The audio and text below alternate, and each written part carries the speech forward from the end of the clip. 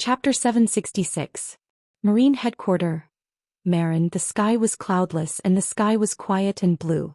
Occasionally a few lazy white clouds floated by, and the sun shone down from the sky, and the whole world was full of vitality. Spring flowers were blooming, showing the signs of recovery. Really, why am I always the unlucky one? Damn God, are you purposely going against me? In the Marine Admiral's office, Aokiji looked at the clear sky in the distance and couldn't help but sigh. At this moment his heart was filled with cold wind and heavy rain. A few days ago the Gorosei 5 Elder Stars scolded him because of his relationship with Nico Robin. Aokiji said that he was very wronged. He teamed up with Kizaru to capture Robin, but he didn't expect to meet Uchiha Madara on the way. Even if he and Kizaru joined forces, they would both be defeated and return without success. The moral degeneration of the world is getting worse day by day. Why is he only focused on teaching me a lesson but nothing happened to that guy Borsellino? Is that guy a relative of the Gorosei? Aokiji complained in his heart. However, it didn't take long for the unlucky Aokiji to be favored by the goddess of luck. Rumble. Not knowing how long it took, the den mushi on the desk finally rang. Aokiji took off the blindfold on his eyes and looked at the familiar den mushi with a frown. Admiral Kazan, I found the trace of the Straw Hat Pirates. On the other side of the den mushi, there was an eager and ecstatic voice. Akiji's eyes were shining. He wasn't interested in the Straw Hat, but Robin's every move was tugging at his heartstrings. Their destination? Aokiji asked briefly. The voice on the other side of the den mushi hesitated with some speculation. I don't know the details, but their ship is tattered and damaged. Judging from their current sailing route, I personally think it should be Water 7. Around the marine headquarters there were clones of white Zetsu. When Aokiji rode out on his bicycle, Mariehua Dustless got the news. Master, Robin is not Akiji's opponent. She will be caught sooner or later. Hancock was worried. Her eagerness was from the bottom of her heart. She and Robin were as close as sisters. The strength of an admiral was obvious to all. Robin's hidden strength was close to the level of a quasi-admiral. She would definitely lose to Aokiji. As for the Straw Hat Pirates, it's better to simply ignore them. They can't play the slightest role in a duel between admirals. The Straw Hat Pirates don't even have the qualifications to intervene. Of course. Robin is carrying my mission. He must not fall into the hands of the government. Dustless's eyes shone with a profound light. His gem-like eyes were filled with shrewdness. To deal with the Marines, Tendo Uchiha Madara can do it. As for me, I'll control them from behind. Tendo Uchiha Madara's bounty is now as high as 500 million berries, and this is just the first time he has done something like this.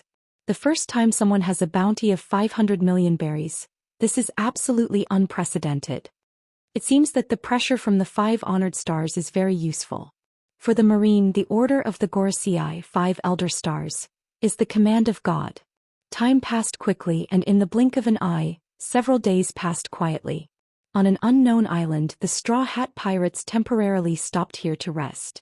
Their ship was fragmented and close to collapse. It was necessary to temporarily repair it. Although the Straw Hat Pirates currently have no maintenance technicians, it is not difficult to do a short treatment. Luffy, you should help us.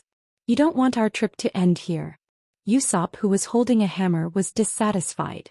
At this moment, Luffy was biting the barbecue in his hand. He looked like a reincarnated hungry ghost. Luffy opened his mouth and was about to speak when an amazing change occurred in the sky. Countless ice fragments visible to the naked eye floated in the air from a distance.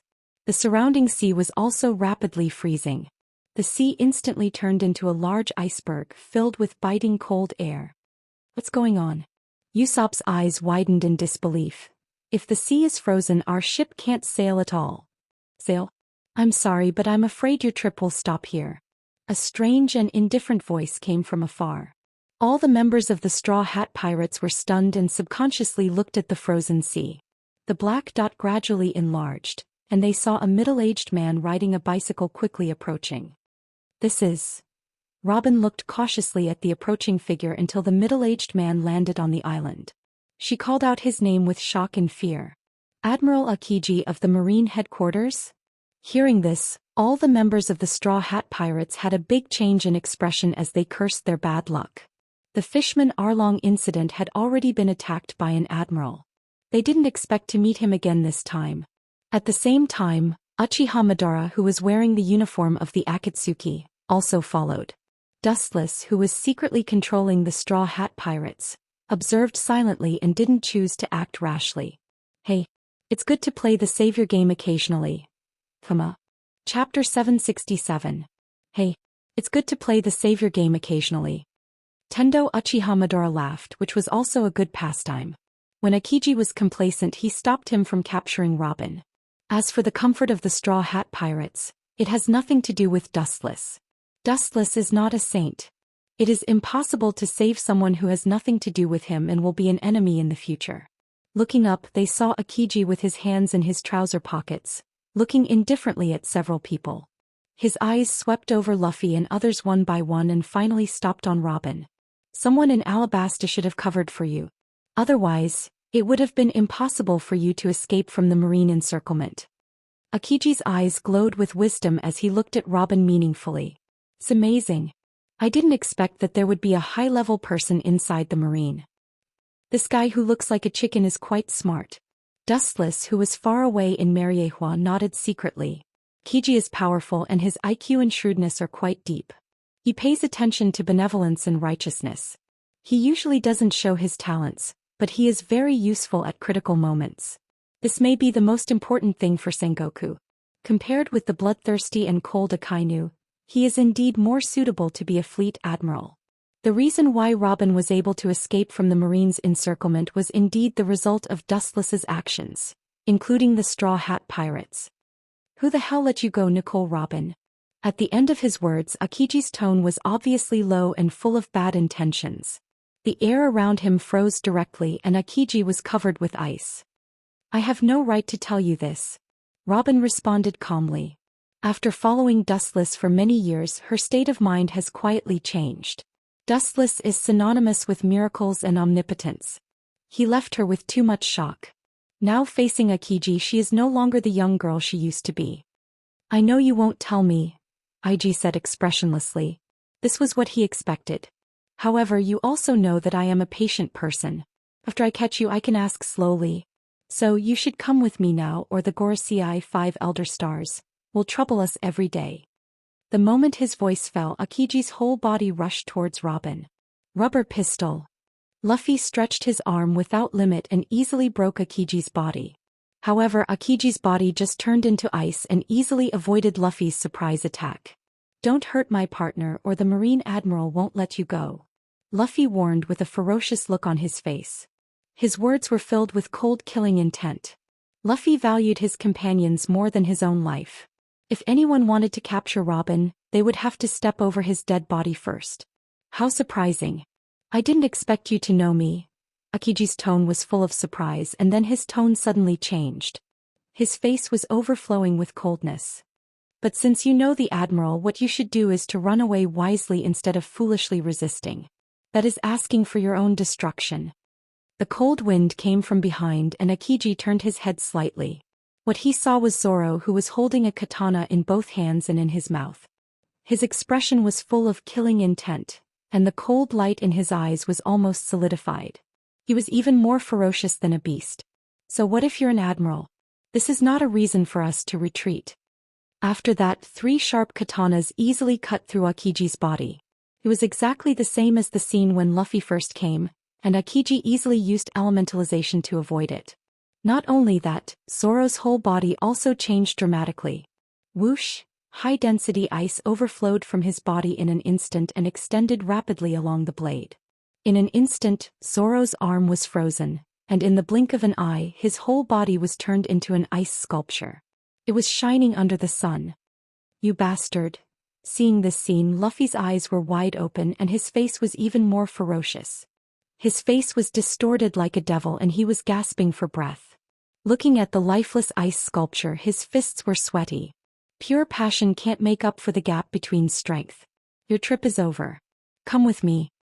Looking at the murderous Luffy, Akiji suddenly touched Zoro's ice sculpture with one hand. As long as I flick it gently, his body will be shattered.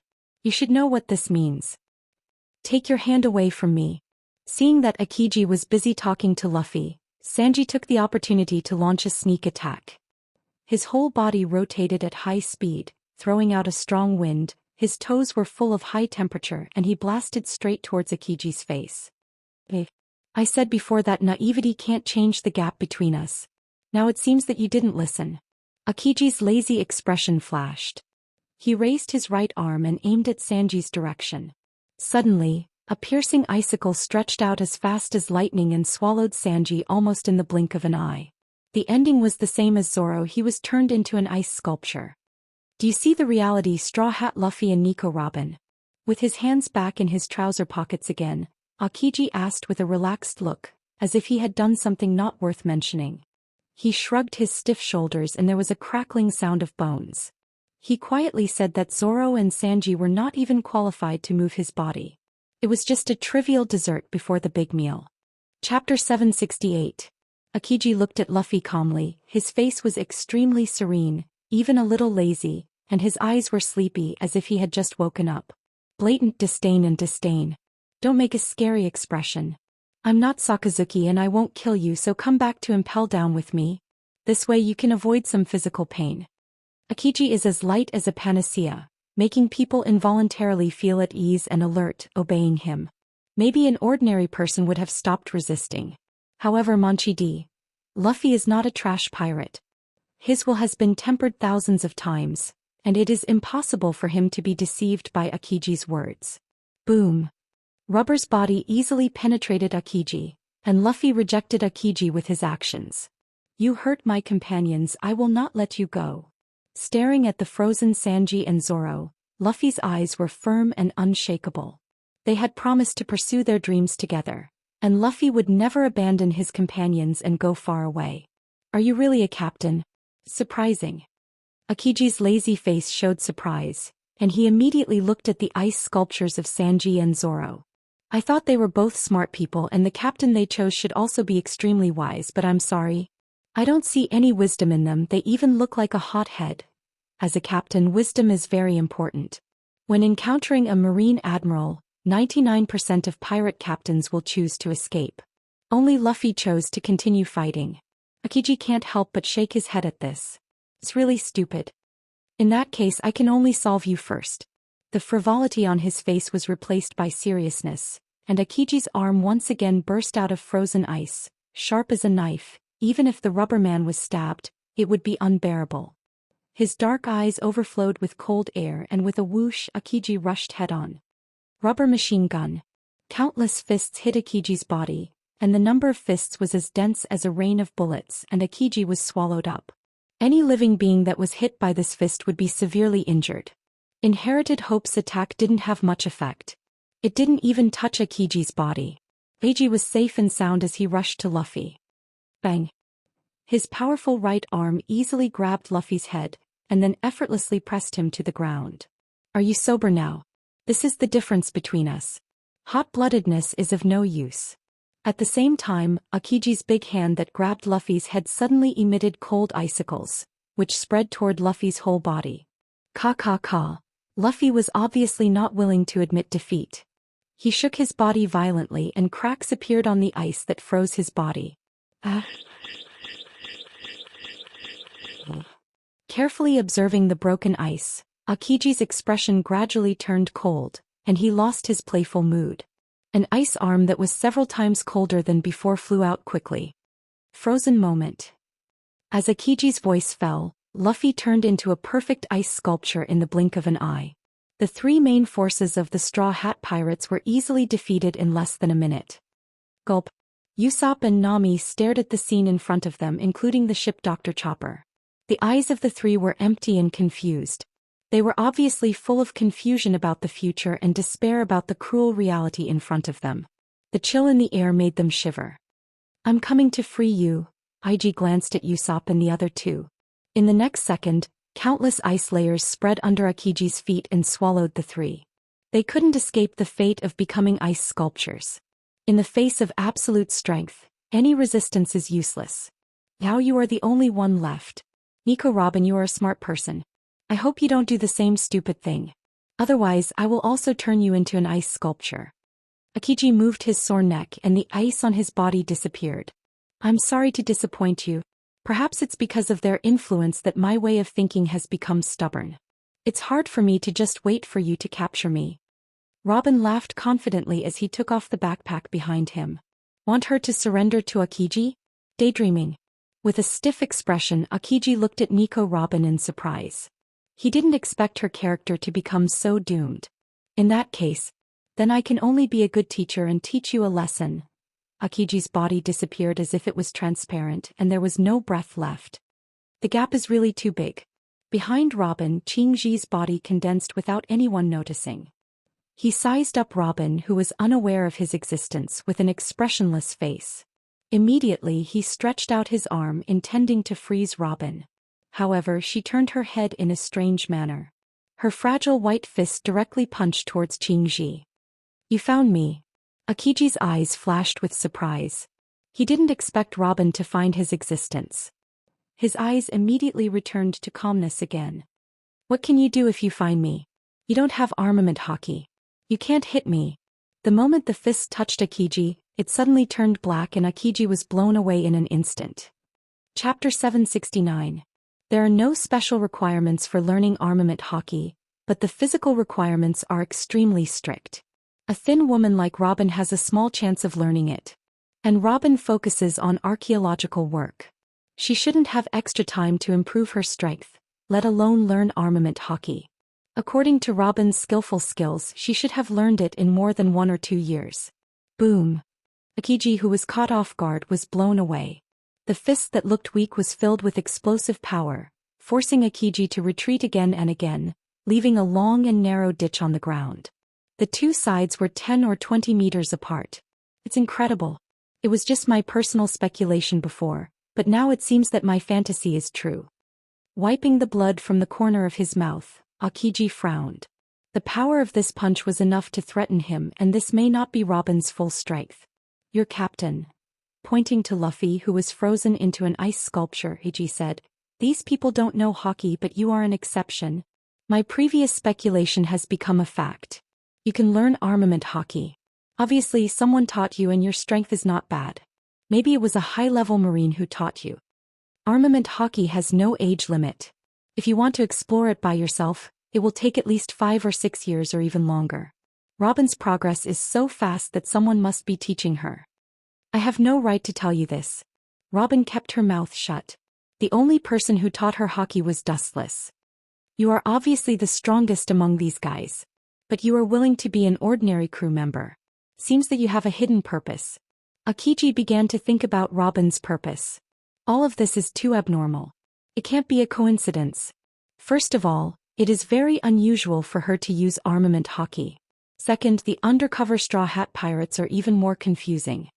Who taught you hockey? Not only armament hockey, but also Kenbunshoko hockey. Akiji, who was thinking hard, changed the topic. Just now, Robin suddenly discovered his existence. It was not a simple coincidence. It was obviously Kenbunshoko hockey. I have said no comment. Robin's tone was cold, completely different from her previous gentle self. After taking off her disguise, she was unapproachable. I know that the person who taught me how to be domineering won't do you any good. After understanding him, you'll only feel more despair. You know, I never joke. I haven't seen you for a few years, but your eloquence has improved by leaps and bounds. You're completely different from the little girl who used to be submissive, Akiji said in a deep voice. His tone was obviously regretful. If he could have killed Robin or brought her directly back to the Marine headquarters, none of this would have happened today. However, staring at Robin's black fist, Akiji said disapprovingly, It's impossible for you to defeat me with your strength. No, you might not even have the strength to protect yourself. Qingji said with a cold look in his eyes. The surrounding islands were deserted. It was an endless plain. There were almost no obstacles to avoid, and the nearby sea was frozen by Akiji. The chance of escaping was 0. With a light shake of his arms, the surrounding cold air madly condensed, and a large ice bird rapidly took shape. Ice block, stormy pheasant beak. The moment Akiji's voice fell, the ice bird took shape in an instant. It was full of vitality and it shook its 2 wings vigorously. Yum. the giant ice bird let out a clear cry and flew straight into the blue sky. After circling for a while, its sharp eyes examined Robin, as if it was searching for her weakness. Then with a whoosh the giant ice bird swooped down. How can this fragile ice dregs work? Fearlessly staring at the falling ice bird, Robin's beautiful eyes burned with a burning desire to fight. The big bird opened its sharp mouth and was about to swallow Robin, but she easily dodged it. Then her fist rose from the ground and hit the ice bird. Kakaka. Numerous cracks appeared on the frozen body. At first the cracks were only the size of a thin line, which was negligible. But because of the characteristics of ice, after only 3 seconds, it extended without limit and finally burst. It's only as if. With a smile on her face, Robin nodded with satisfaction. Sure enough, you're only suitable for the job. A tall black figure suddenly covered the sky, and a body of nearly 3 meters looked down at Robin. Akiji held a sharp weapon in both hands. In less than a breath, he approached Robin. Don't you understand? That's just a bait to attract your attention. The person in charge of the main attack is me. The ice spear in Akiji's hand was released and went straight to Robin. Bansho Tenshin. An irresistible gravitational force came from behind, and Robin was caught off guard and was immediately sucked in, and the ice spear followed. This is. Akiji frowned and swept in the direction of the gravitational force, and the expressionless Uchiha Madara suddenly came into his sight. It's you. His face that always maintained indifference and confidence was stiff, as if his soul was taken away. Akiji was sluggish for a few seconds before recovering his mind. Uchiha Madara was still vivid in his mind. Occasionally he would have nightmares in which the protagonist was this annoying bastard. The ice spear swept through the cold mist and slowly melted. Akiji looked straight at Madara. He knew that it was meaningless to fight in front of the man in front of him. When he joined forces with Kizaru, he was embarrassed. Challenging him alone was just asking for humiliation. Chapter 770. Seeing the appearance of Uchiha Madara, Akiji calmed down. He knew that resistance in front of Madara was futile. Akiji didn't feel any murderous intent from Madara. It was unwise to take the initiative to fight, as there was a huge difference in strength between them. Madara's emotionless eyes looked down at him indifferently. There was nothing in the world worth looking at. This man is really arrogant and overbearing. Akiji's clenched fists loosened and his face was dignified. Once the Marine headquarters held a special meeting about Uchiha Madara and used a lot of power to investigate his origins. However, the results made the Marine headquarters higher-ups stare at each other. This guy seemed to have appeared out of thin air.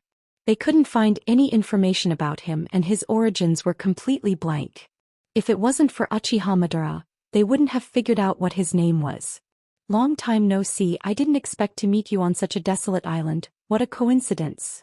A ruthless voice came out of Uchiha Madara's mouth. Combined with the black iron sticks inserted in his body, he was no different from a cold-blooded robot. Coincidence? Even Akiji, who was as calm as a stone, had a slight twitch on his face. Even a 3-year-old child would know that this was a lie. They had coincidentally met on this desolate island, and then coincidentally met Robin's coincidental attack. This was nonsense. Although I don't know what the relationship between the two of them is.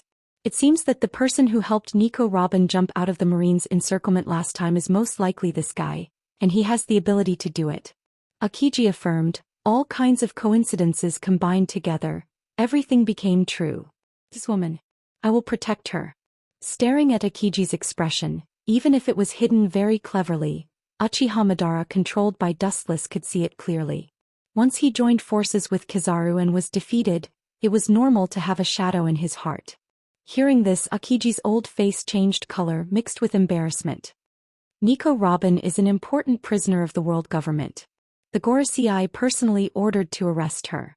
You don't have to get involved in this mess for her. Akiji reminded him out of good intentions. The threat and warning in his tone were also very clear. No matter what means he used, Akiji was also forced to helplessly. The Gorosei 5 Elder Stars repeatedly urged him to find Nico Robin. Now that the cooked duck is about to disappear again, how can he be reconciled? However, the enemy in front of him was extraordinary, and it was useless to make a move. Akiji could only use this plan to suppress Uchiha Madara with the terrifying reputation of the Gorosei, hoping that he would wisely give up and wisely return Robin. 5 elder stars? Unless they come in person, you can't take her away. Pointing at Nico Robin expressionlessly, Uchiha Madara's cold voice was unquestionable. Is there no room for retreat? Akiji was helpless and disappointed. This was also within his expectations. Wanting to deceive Robin with just a few words of threat was a daydream. Dustless was also a figure who had lived for more than half a century. How could he be scared by Akiji? Taking a deep look at Nico Robin, Akiji rode the bicycle again and slipped away. Every minute he spent with Uchiha Madara made him feel suffocated. Master, is it really okay to let Akiji go like this? Nico Robin asked anxiously, looking at the indifferent Uchiha Madara. Dustless, who was far away in Mariehua, just smiled lightly. Uchiha Madara said, "Do you want to kill him?" This is not the case. Asked by Dustless, Nico Robin was speechless. The impact of killing Akiji on the world was self-evident. I'm afraid that the Straw Hat Pirates will be hunted down by the Marine in the future. Killing Akiji is not good for the time being, but it will cause countless troubles. Robin won't be able to safely interpret the Poneglyph in the future, and Dustless won't get what he wants. It's completely tantamount to lifting a stone to his own feet. The loss outweighs the gain. Akiji should be restrained in the future. At least he won't embarrass you by himself. Uchiha Madara's tone was very positive, and at the same time he looked at the frozen Straw Hat Pirates and couldn't help but feel sad and sympathetic for this group of guys. As for killing Akiji, there is no need to kill him now. Living people are more valuable.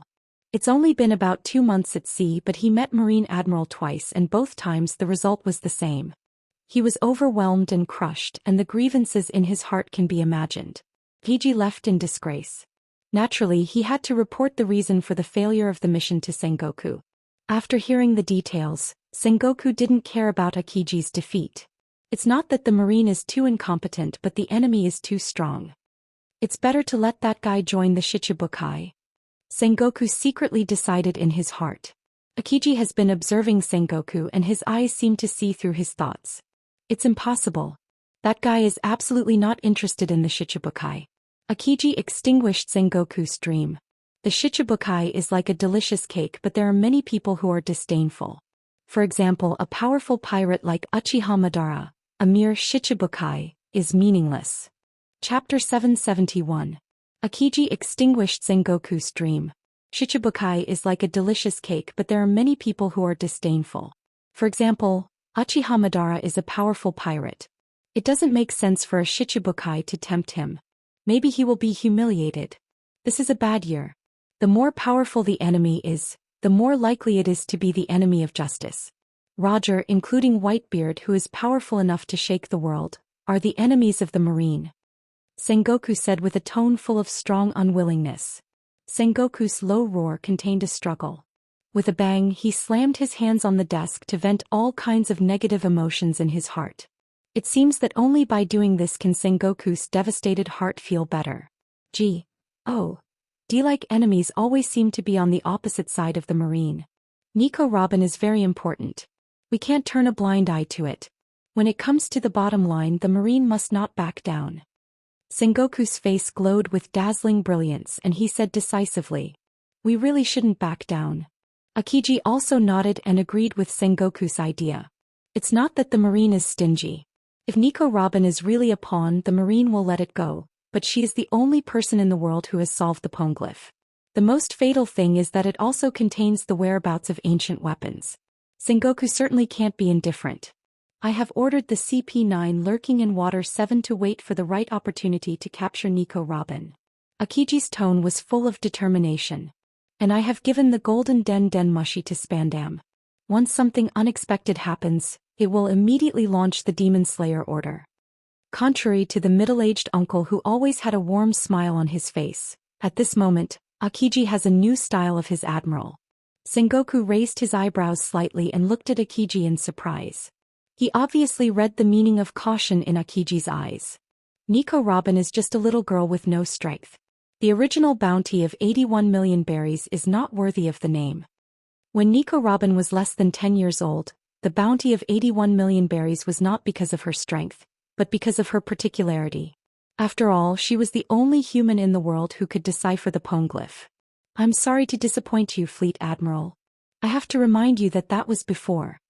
Hearing this, Akiji suddenly smiled and subconsciously touched his slightly red and swollen left face. He could still feel a tingling pain left by Nico Robin. Nico Robin is not what she used to be. The CP9 is her opponent. I hope they will not be annihilated. By hearing Akiji's complicated sigh, Sengoku was slightly stunned. He immediately stared at the red and swollen face of Akiji and understood what he meant. On an unknown island, Uchiha Madara had already left, leaving only Nico Robin here. Her next job was to wait for these ice sculptures to melt. But compared, Yuto Uis suddenly appeared. Ants to him was to be. And to. Robin looked at the Straw Hat Pirates. To some extent they were too ignorant. They didn't even know the strength of an admiral. The Straw Hat Pirates want to shake the admiral with their current strength? They're overestimating themselves. That's a scene where the Straw Hat Pirates are overestimating themselves. As time passed, the cloudless Mary Geos gradually dimmed, and the fiery red sunset hung in the distant sky. It was beautiful, and under the gorgeous halo, the whole Mary Geos was peaceful and quiet. Even the Tenryubito, who liked to torture and kill slaves, gave face to Dustless. Seeing the appearance of Dustless, they all hid at home and slept. This group of guys is really timid. Yuki, who was sitting on Dustless's broad left shoulder, said with deep disdain and contempt in her words. Incompetent idiots only know how to bully slaves. Dustless and his family walked peacefully. As the sun gradually set, three figures stretched infinitely. Looking at them, the charming woman leaning on Dustless's right shoulder was Kagaya. After not seeing little Yushi for a while, Huiji also missed her. However, this little girl was playful and stayed by Wu Chen's side, refusing to return to the system world. Wu Chen had no choice but to bring Huiji out of the system world. What a sin. Dustless sighed. This little girl was the natural enemy of the Tenryubito. She often suppressed and bullied the Tenryubito. Because of the powerful existence of Dustless, the Tenryubito could only swallow their anger. It's a waste of your talent if I don't offend them. It's because of this young lady's recklessness that you can better reflect your strength and deterrence. Yushi glared discontentedly at Wu Chen and said confidently, Yuki, come here.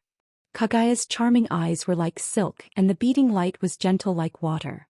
Yuki fell into Kagaya's arms obediently and rubbed comfortably like a kitten. It's much more comfortable than smelly father. Yuki enjoyed it and arched her head, squinting her crescent moon, and her face was intoxicated. Dustless's mouth twitched fiercely and he looked at Kagaya with hopeful eyes. He expected her to teach Yuki a lesson, but her words directly made Dustless vomit blood. What you said just now is right. A mere Tenryubito is insignificant. Do what you should do, don't worry about them. Chapter 772. Dustless's old face turned green. He originally hoped that Huiji would teach this little girl a lesson, but now it seemed that it was unrealistic.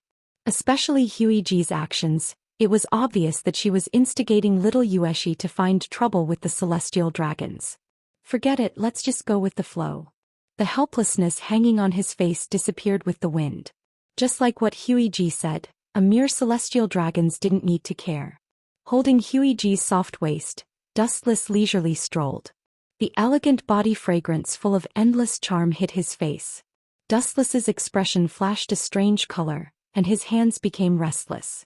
Huiji stared at Dustless angrily. This guy was so bold in broad daylight. She intended to stop Dustless's action. Thinking of little Ueshi in her arms, her face turned red, and a trace of anger flashed in her eyes. This despicable guy is looting a burning house, shameless. Huiji scolded secretly. She also ignored the big hands that were pinching and touching inside her lapel. Glancing at Huiji from the corner of his eyes, Dustless's face was as usual and he directly ignored her. His pair of extremely skilled hands were unscrupulous. How has Ueshi been recently? Her delicate thin lips fell on Ueshi's face, pointing to Dustless with a wretched smile and said softly, Your father shouldn't have bullied you. If he bullied you, you must remember to tell mother. Little Ueshi nodded her head like a chicken pecking rice, and immediately her deep shining eyes looked at Dustless playfully. She seemed to be thinking about how to arrange Dustless's story. I warn you, don't talk nonsense. Dustless's mouth twitched fiercely and he said with a straight face. Little Yueshi smiled maliciously. Her slender fingers touched her white and tender chin, and she looked like she was thinking about how to frame Dustless. When Dustless saw this, his old face darkened and he glared at Yushi. If you dare to talk nonsense, I'll tear your mouth off. Yushi just made a face and looked at Dustless with disdain. This kind of senseless threat, he usually didn't use it. You're like a child who can't be found. In any case, you've lived for more than half a century, yet you're still so childish. Puchi. With a beautiful smile on her face, Huiji scratched Yushi's nose and carefully looked at Dustless, who was about to go berserk. This was the first time she saw him so helpless.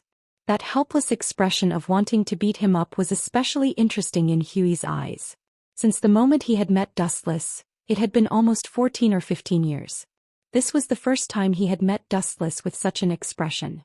A gust of cold wind swept over. Dustless looked up at the gradually darkening night and whispered, "It's time to take off, it seems that it's getting late, it's time to go back." Huiji also nodded slightly, but little Yueshi was dissatisfied and tossed around.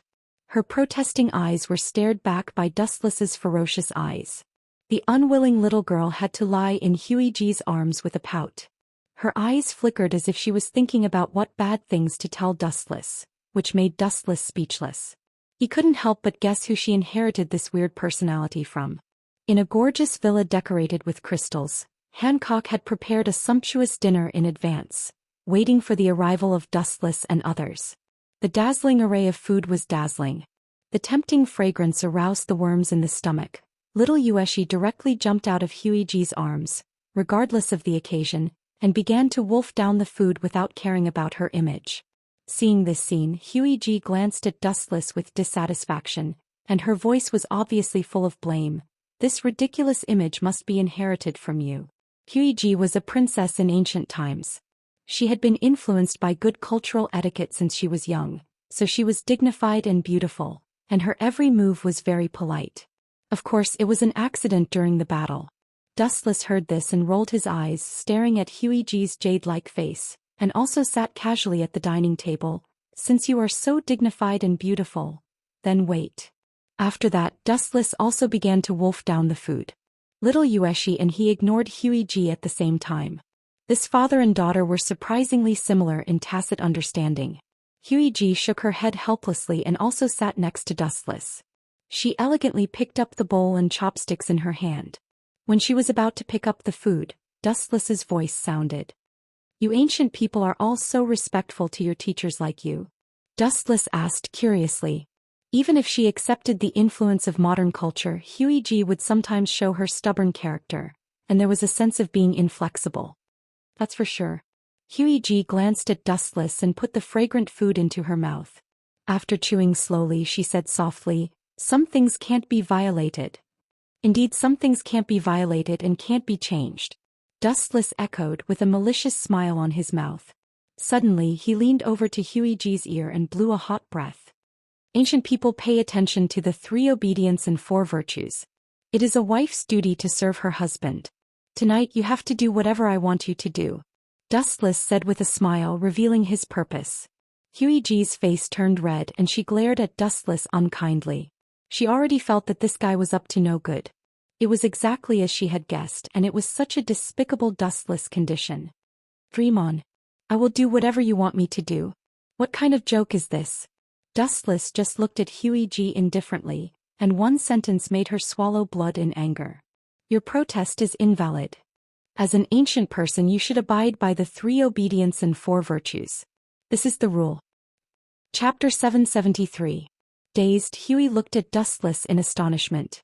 She didn't expect this guy to be so shameless and cunning, deliberately luring her into a trap and letting Dustless take advantage of the loophole. "It's okay to stick to the rules, but you have to serve me well tonight. This is your responsibility," Dustless said with a cheeky smile close to Huey's ear. With a wretched smile and a wolfish light, Dustless has long been hungry. Without Yushi, this third wheel, he would have already done Huey on the spot. The sky as the cover and the earth as the bed, this is the best. Huey snorted and simply chose to ignore the existence of Dustless. She elegantly ate the dishes as if nothing had happened. The blush on her perfect face couldn't be wiped away. Late at night, the bright moon hung high and everything was quiet. Dustless sneaked into Huey's room. He thought he could indulge himself, but he didn't expect little Yushi to guard Huey like a knight, causing Dustless to feel stifled. The next morning, Dustless's eyes were dark, no different from a drug addict for many years. Father's physique is stronger than mother. Why do you look so listless? Yushi's clear eyes narrowed into crescents as she asked curiously. Hearing this, Huey smiled. Her smile was as gentle as a spring breeze. Wiping Yushi's face with a wet towel, she revealed a faint smile. Although these trivial matters can be done by using servants, Huey, who loves Yushi too much, still chose to do it herself. Is father not feeling well, mother? Looking at Huey in puzzlement, Yushi felt that Huey's smile had a different meaning. Don't worry about him, he's just distressed. I'm afraid he was suffocated last night. Patting Yushi's head, Huey said with a smile. She was afraid that Dustless couldn't hear her, so she deliberately stretched her voice and looked very proud. So that's how it is. In order to guard against me, she deliberately pulled Yushi to sleep with her yesterday. The confusion in his eyes disappeared. Dustless instantly understood Huey's meaning. Okay, let's go eat breakfast. Her thin lips gently kissed Yushi's face. Huey's smile was beautiful. For this daughter of hers, she liked no one could let Yushi be wronged. Therefore Yushi's arrogance increased. She was the only one in everything exceptionally overbearing. Little Yushi nodded her head, then skipped happily and disappeared into the dark corridor. I didn't expect you to be so despicable.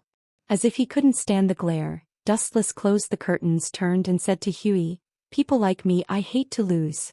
There's no such an annoying word in the dictionary. Hearing this, Huey pursed her lips and smiled, her eyes filled with indescribable disdain. You're really stubborn. Unfortunately, you've already lost. This is an undeniable fact. Oh, you're wrong. Last night was only a temporary victory. There is still the second half of the finals. His T.S.'s is to. Hearing this unfamiliar term for the first time, Huey's face froze. She didn't understand what it meant. After a long silence, Huey no longer thought about it and changed the topic. Yushi is a good method to guard against wolves. Sleep with her in the future. Method to guard against wolves. Dustless's heart was rolling and his old blood almost burst out uncontrollably. When did he become a wolf? After a moment of hesitation, Dustless stared at Huey. His eyes were filled with desire. It's okay to be a wolf.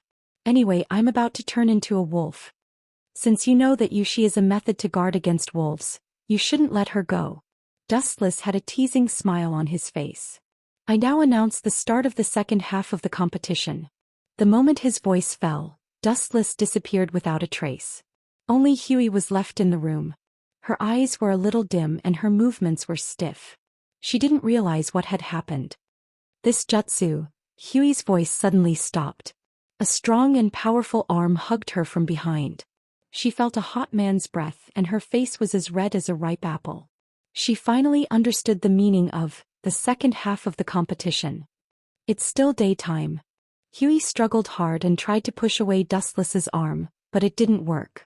She, the god of creation of the ninja world, was not Dustless's opponent at all. So what if it's daytime? I just closed the curtains. Her pair of small hands became restless as she smiled and said, since you know that Yushi is an effective method to guard against perverts, then you should not leave her. Now not only did you leave her, you even provoked me even more. Family law await. Huey's face was stunned. She didn't expect Dustless to be so shameless that he would do such a thing in the daytime. Are you dumbfounded? This is the result of offending me. Don't expect me to care about the so-called occasion, that's self-deceiving. When his voice fell, Dustless violently blocked Huey's thin lips. Because it was the living room, there was no sex, so Dustless could only wrongly hug Huey. With a body comparable to the Jubi, Dustless's energy was infinite. He just needed to stand, everything else was superfluous. Time flew and unknowingly 3 days had passed. In the dark mysterious space, there was a shrill mouse cry from time to time. The air was cold and filled with a fishy smell. Ace, long time no see. A mysterious voice resounded in the dark space. It spread out like ripples in water, spreading to every corner. Suddenly, a pair of bright eyes flashed in the depths of the dark space. It was none other than Fire Fist who had been imprisoned here. Chapter 774. 3 figures walked in the dark space, of which the figure on the left was the most conspicuous, wearing a white cloak and a beige striped coat, and his tall body was nearly 3 meters tall. Sengoku is really impatient. He has been fighting with Whitebeard all his life. He is an old friend. It's really cold to want Whitebeard's life so much. In the dark space, Dustless's voice came. Looking around, Dustless, Kizaru and Akiji were all there. Today, Fire Fist Ace's wounds have healed, but his spirit is abnormally sluggish and decadent, and his temperament is terminally ill, like an old man in his twilight years. There is no other way. Whitebeard's blood must end the last era. They have become a thing of the past. Kizaru leisurely blew smoke rings and stared at Ace, who was locked by Seastone in front of him. His old eyes flashed with pity as the entire Whitebeard pirates may die because of him. It's surprisingly low. Several people walked to the side of the prison cell and Akiji looked down at Ace sitting on the ground. At this moment his head drooped and he was listless. His inner soul was deprived and he was just a walking corpse. If you knew this, why did you do it? Unfortunately, there is no regret medicine in this world and it's useless to change. The remaining sympathy in his eyes turned into indifference, and Akiji opened the door of the cell himself. Dustless and others walked in front of Ace and looked at him with different expressions. His feelings are pitiful but his crimes are unforgivable. 3 admirals came at once. I didn't expect a prisoner like me to be so valuable. Looking up and looking at the indifferent expressions of Dustless and others, Fire Fist Ace laughed at himself. Don't get me wrong, I'm just accompanying them to release you from prison. Of course, I'm not letting you go free but escorting you to a more airtight place. Impel down, Dustless said. Kizaru stepped forward, pinched out the cigarette in his hand, put his hands in his trouser pockets and said in a lazy tone, "Don't look down on yourself so much. You are an important person in the Whitebeard pirates. Mariehua is not far from Impel down. The possibility of Whitebeard ambushing you halfway is very high." Hearing this, Fire Fist Ace's expression became more gloomy, but Kizaru didn't care and continued. So Fleet Admiral sent me and Kazan. After all, the opponent is the Whitebeard pirates. They are all terrible hunters. If we are careless we may capsize. But, then Kizaru's tone suddenly changed and his face that was as rough as dead bark sneered. Often the position of the hunter and the prey changes rapidly, and the hunter suddenly becomes the prey from time to time. You plan to imprison me in Impel Down? Hearing that he was going to be locked in Impel Down, Ace's lifeless eyes glowed with a strong light, and his face was filled with unconcealable joy. Don't get me wrong. Wuxian said, his expression was frozen, exactly like a dead person. I transferred you to Impel Down in the hope that you can have a better environment. At the very least, I want you to be white and plump so that you won't look like a human or a ghost like this. Ruthlessly stepping Fire Fist Ace into the 18th layer of hell, Dustless's mouth squirmed, and there was no sign of peace. He continued to indifferently attack. You must be alive and kicking. A stinky fish that is about to die of disease can't attract the ferocious Sea King. It seems that we still have to execute him together. Fire Fist Ace's face was ashen when he heard this and his eyes suddenly turned black. He felt that his future was dark and desperate, and the whole world had ruthlessly abandoned him. Marine's plan to publicly execute him has not changed, and they still intend to use him to attract the Whitebeard pirates. This is natural, you are such a perfect bait. Sengoku will certainly not let you go in vain. Pirate King Roger's son, Whitebeard's adopted son, it's a pity not to use you. Dustless said. Ace's face changed greatly and a blood-red light appeared in his eyes. Like a cat whose tail was stepped on, he roared like crazy. My father has only one person from beginning to end. Whitebeard. Ignorant, it is because you are Whitebeard's son that we use you at all costs. Kizaru sneered. Snap. Dustless suddenly snapped his fingers and several black-clothed men came out from behind him, holding a rich dinner in their hands, and the fragrance made people's mouths twitch. Compared to Sengoku, I am a lot kinder. I have prepared a last dinner for you. In a dark place like Impel Down, it is impossible to get this kind of treatment. Dustless said with a generous face. However, Fire Fist Ace was just full of disdain and did not appreciate it. Last dinner? I feel like this is hush money. Fire Fist Ace suddenly said in a baffling manner. His entire face was filled with a sneer. Hush money. Kizaru and Akiji looked at each other and looked at Fire Fist Ace with a puzzled expression. They didn't know what he meant by those words. The last dinner is obviously just to shut me up, afraid that I will retaliate against you after I go to heaven. Dustless looked at Fire Fist Ace contemptuously, and his words were full of ridicule. You sinful people can't go to heaven, you can only go to hell, and you can't become an angel, you can only become a ghost. Looking down at Fire Fist Ace, Dustless's eyes were full of contempt. If you think you can go to heaven and retaliate against me by becoming a ghost, you can try. I should be looking forward to it. Chapter 775. Dustless looked at Ace with a funny look. This guy even wants to go to heaven. Especially listening to his tone, it seems that even in the world after death he won't easily bypass the marine. How naive are you, Fire Fist? Kizaru's lazy voice sounded.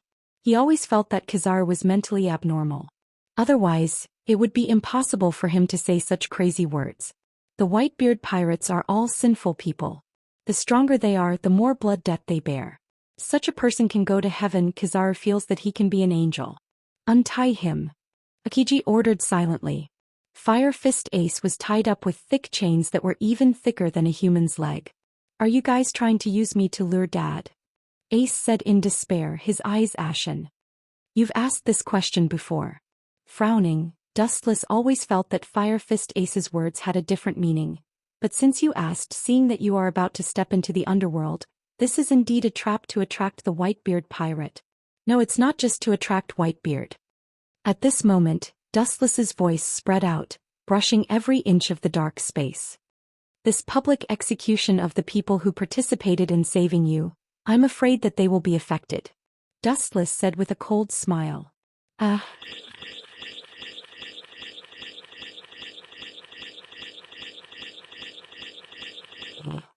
He wanted to see Ace's firm will to be defeated. Eiji looked at the two helplessly.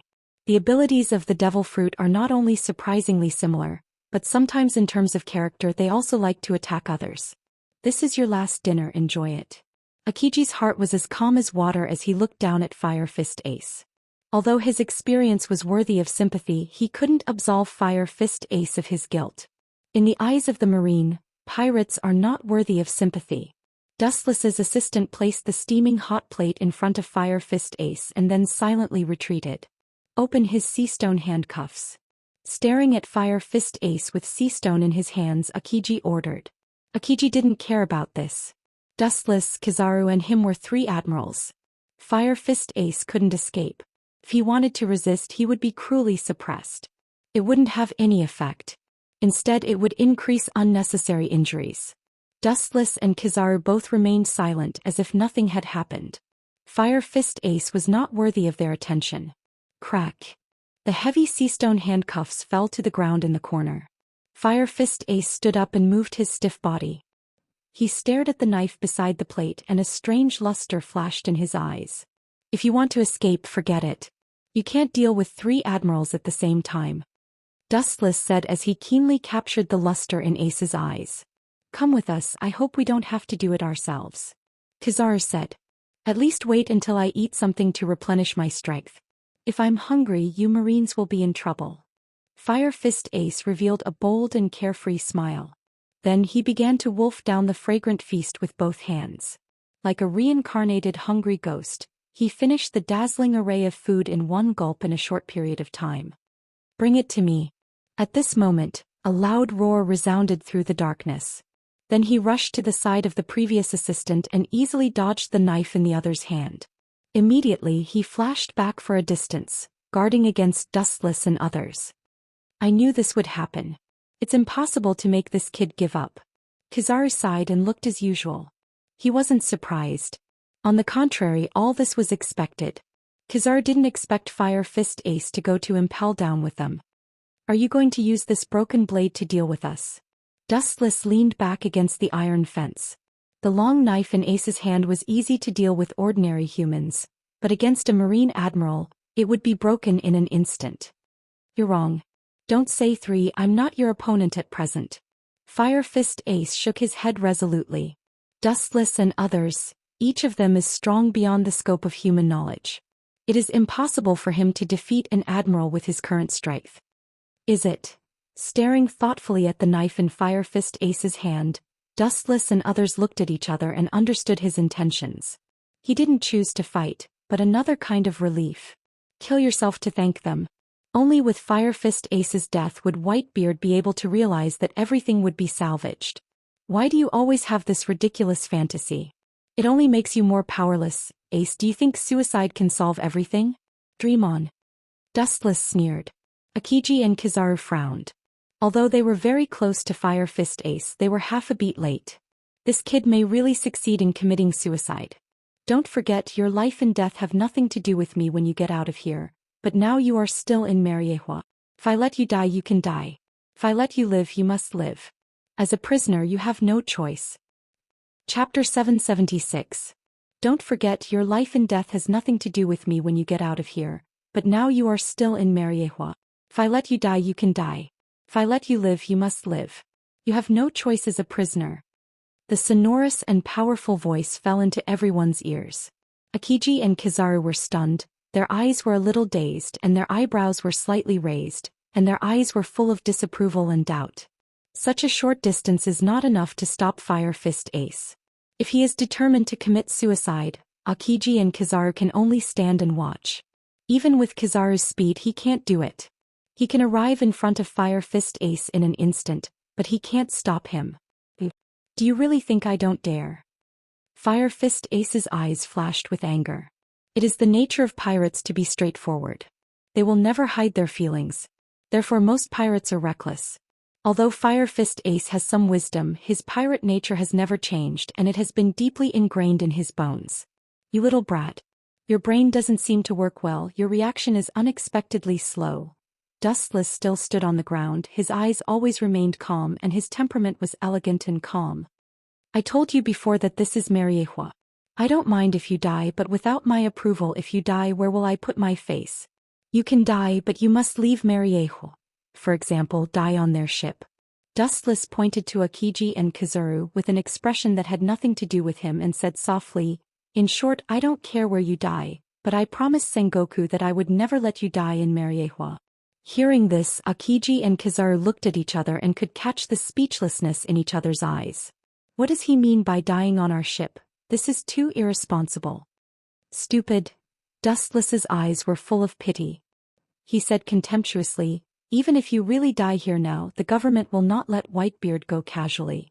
This is not an accident, but an inevitability caused by various reasons. Don't be naive.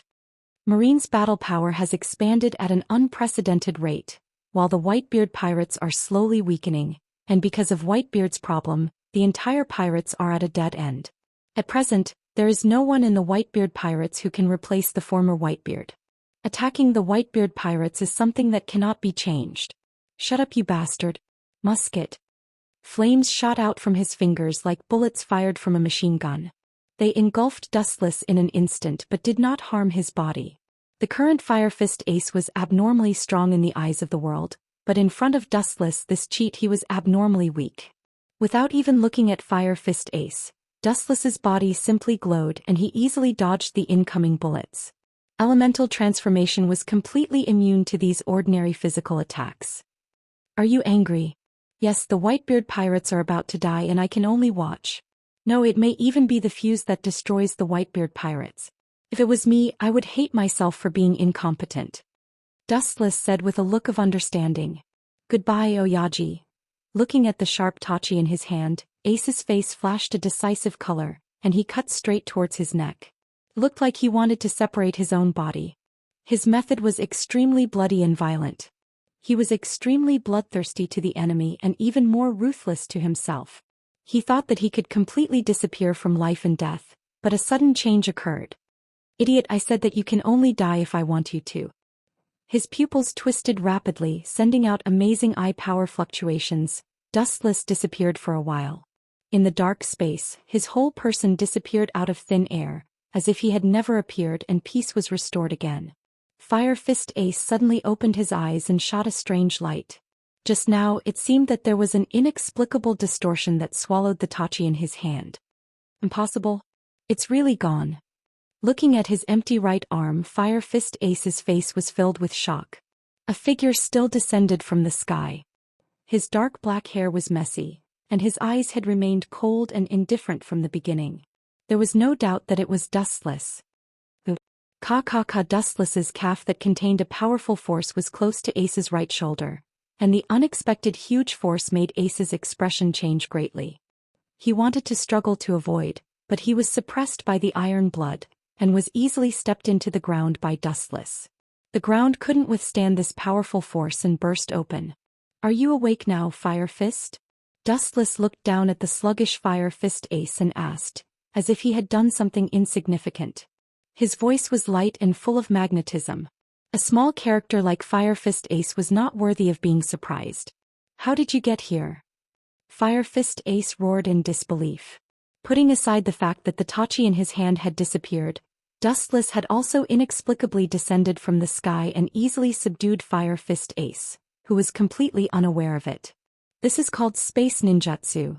Dustless glanced at Fire Fist Ace and said bluntly, the name of this jutsu is Heavenly Hand Force. Within a certain distance you can change your position with an object. Just now I swapped the tachi in your hand. Pointing at the tachi in Fire Fist Ace's hand, it appeared where Dustless was standing just now. Chapter 777. The strangeness of ninjutsu is beyond imagination, including all things. Fire Fist Ace, including Kizaru and Akiji, looked at Dustless, who suddenly appeared with a stunned face. Coming and going without a trace, it is impossible to detect. The so-called observation haki does not work at all. I just used observation haki, but I didn't realize his existence. Akiji frowned slightly. After Dustless's body disappeared, he began to use observation haki to perceive the movements around him, but Dustless was like a ghost without a body, completely shielding the perception of observation haki. Space ninjutsu? Kizaru heard the words and immediately guessed the meaning of the words. Maybe it's the ability to move through space, and only in this way can he avoid the perception of observation haki. Akiji heard this and nodded. Only space movement can avoid the perception of observation haki. Apart from that, there are no other tricks known at present. Picking up the chain and the sea-stone handcuffs on the ground again, Akiji found Fire Fist Ace again and looked at the decadent Ace. His eyes flashed with indifference. Since you are so insensible, I can only put the chain on you again.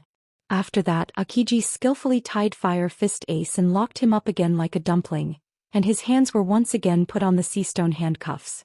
He hoped that this kid would be sensible. Who would have thought that he would not change his nature?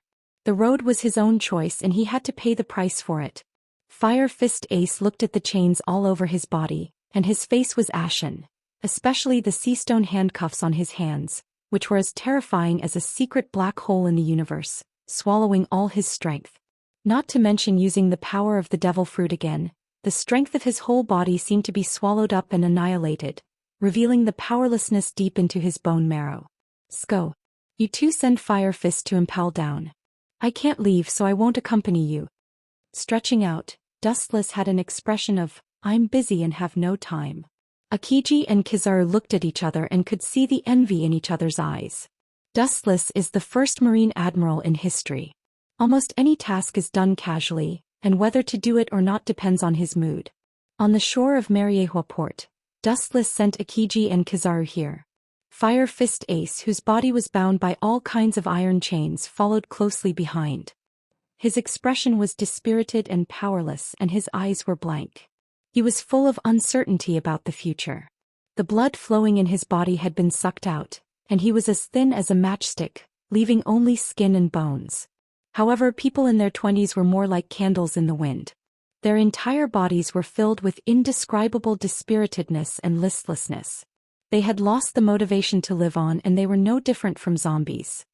To the current Fire Fist Ace, living was more painful and terrifying than death. If I had known this would happen, I wouldn't have done it in the first place. I would have taken a step forward and taken back my words. Dustless let out a long sigh. He stared into Ace's eyes and could clearly see regret. But what could he do? You have to pay the price for everything you do. There is no path of regret. When will Sengoku execute Fire Fist?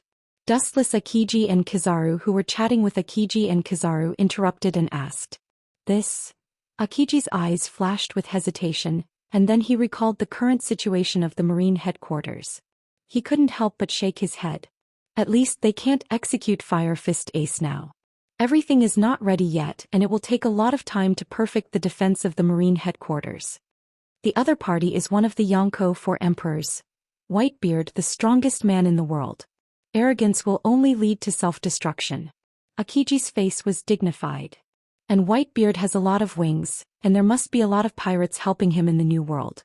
The place of execution is the location of the Marine headquarters, Marin.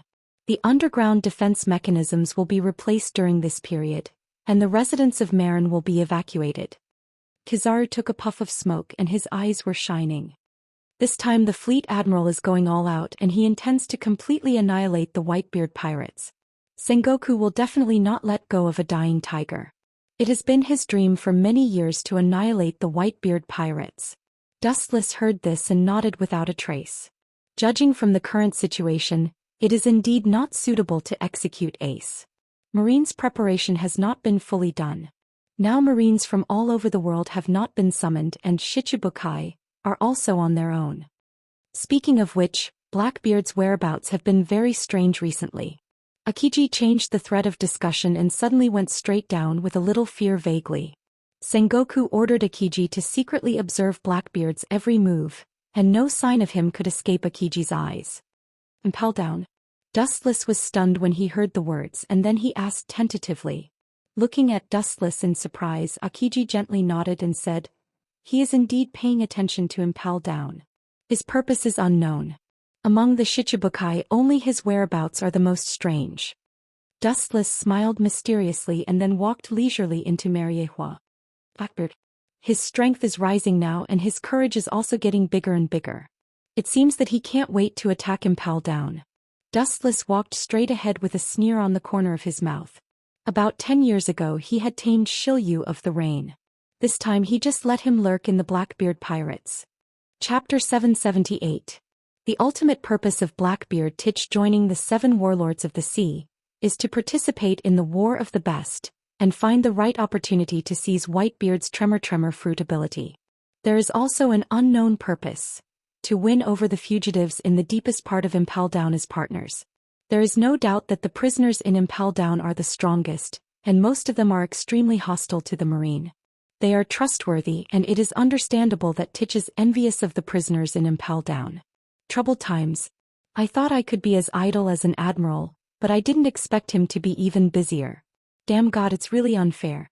Royce South must be God's illegitimate child.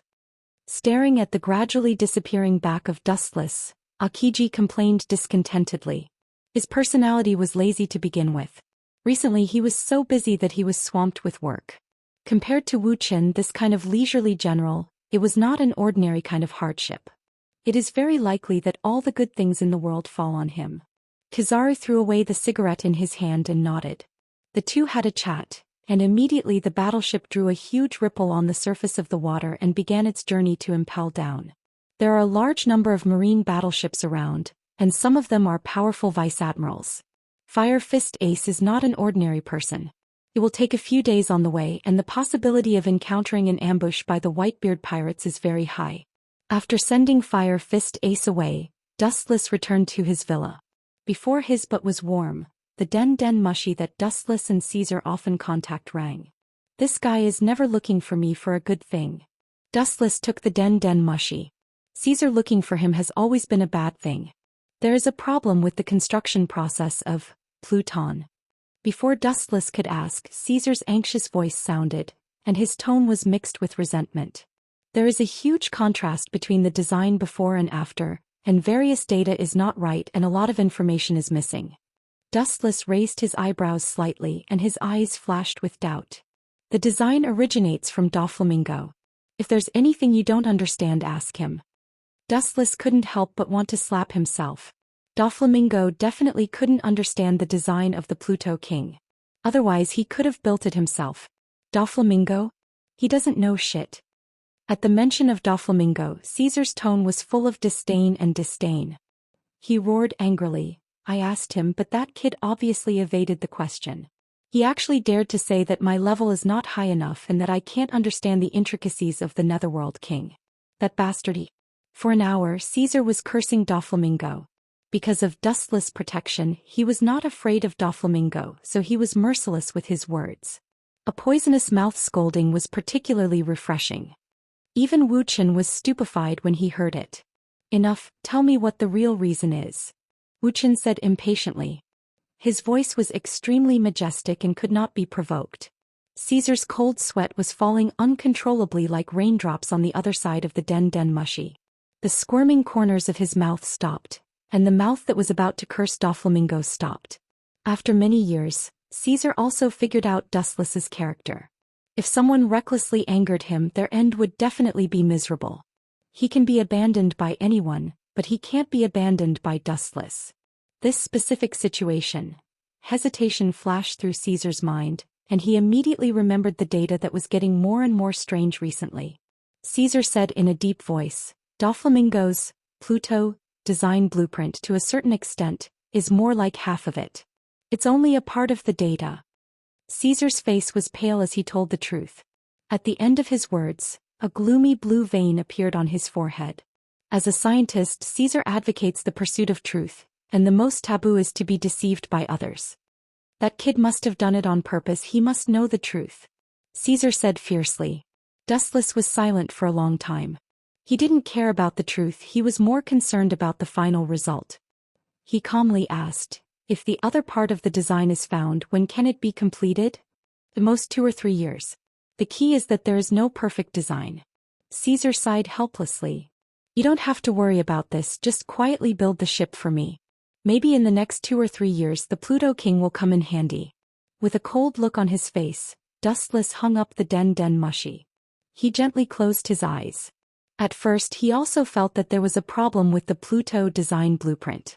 After all, this kind of top-secret design blueprint couldn't be casually revealed to the world. It also didn't make sense for it to appear in Doflamingo's hands.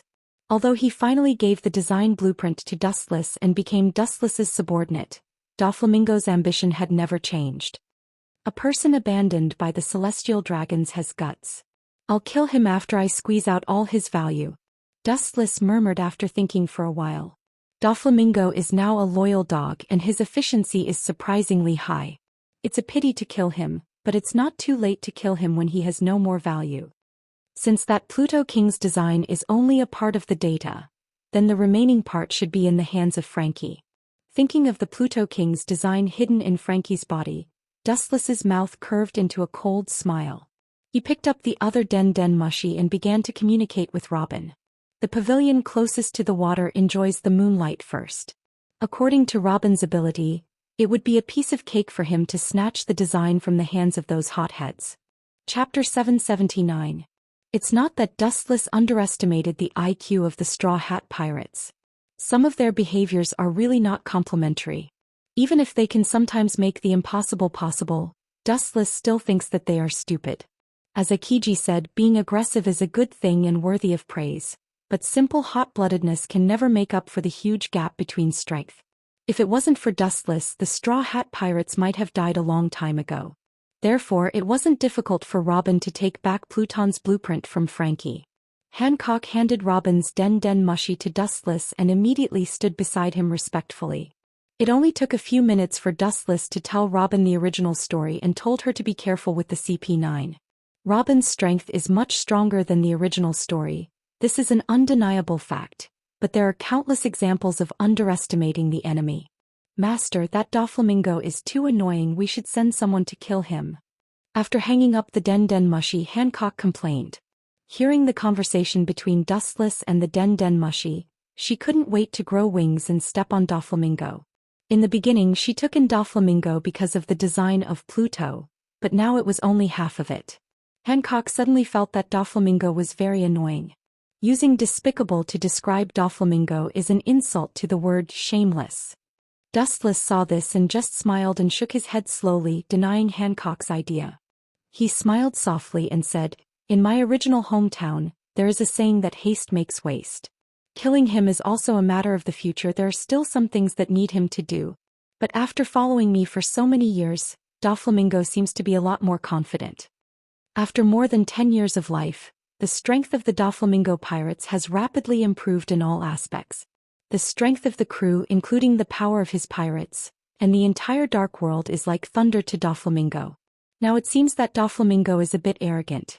Perhaps today's glory made him forget the gloomy past. Without Dustless he would still be a stray dog. As the saying goes, a Daoist should never forget his roots or else he would be asking for trouble.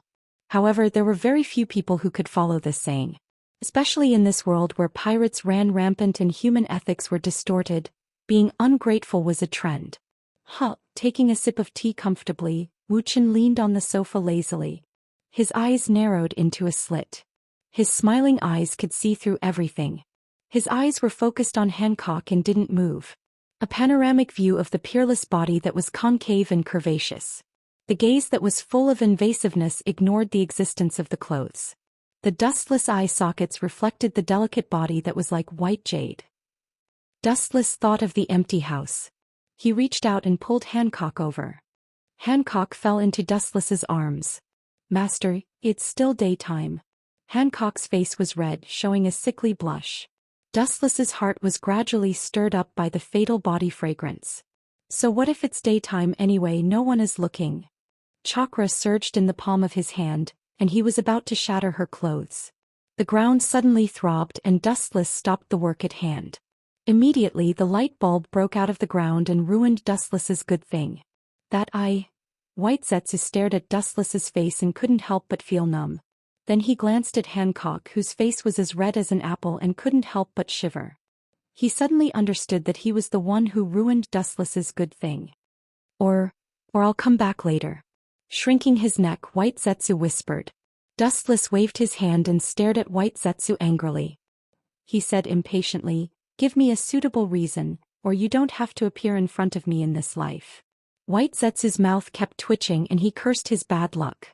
He immediately said, "The brand new Rumble fruit that was born after killing Enel has been found." After that, White Zetsu put the sealed iron box in his hand in front of Dustless. "So fast?" Dustless said with surprise.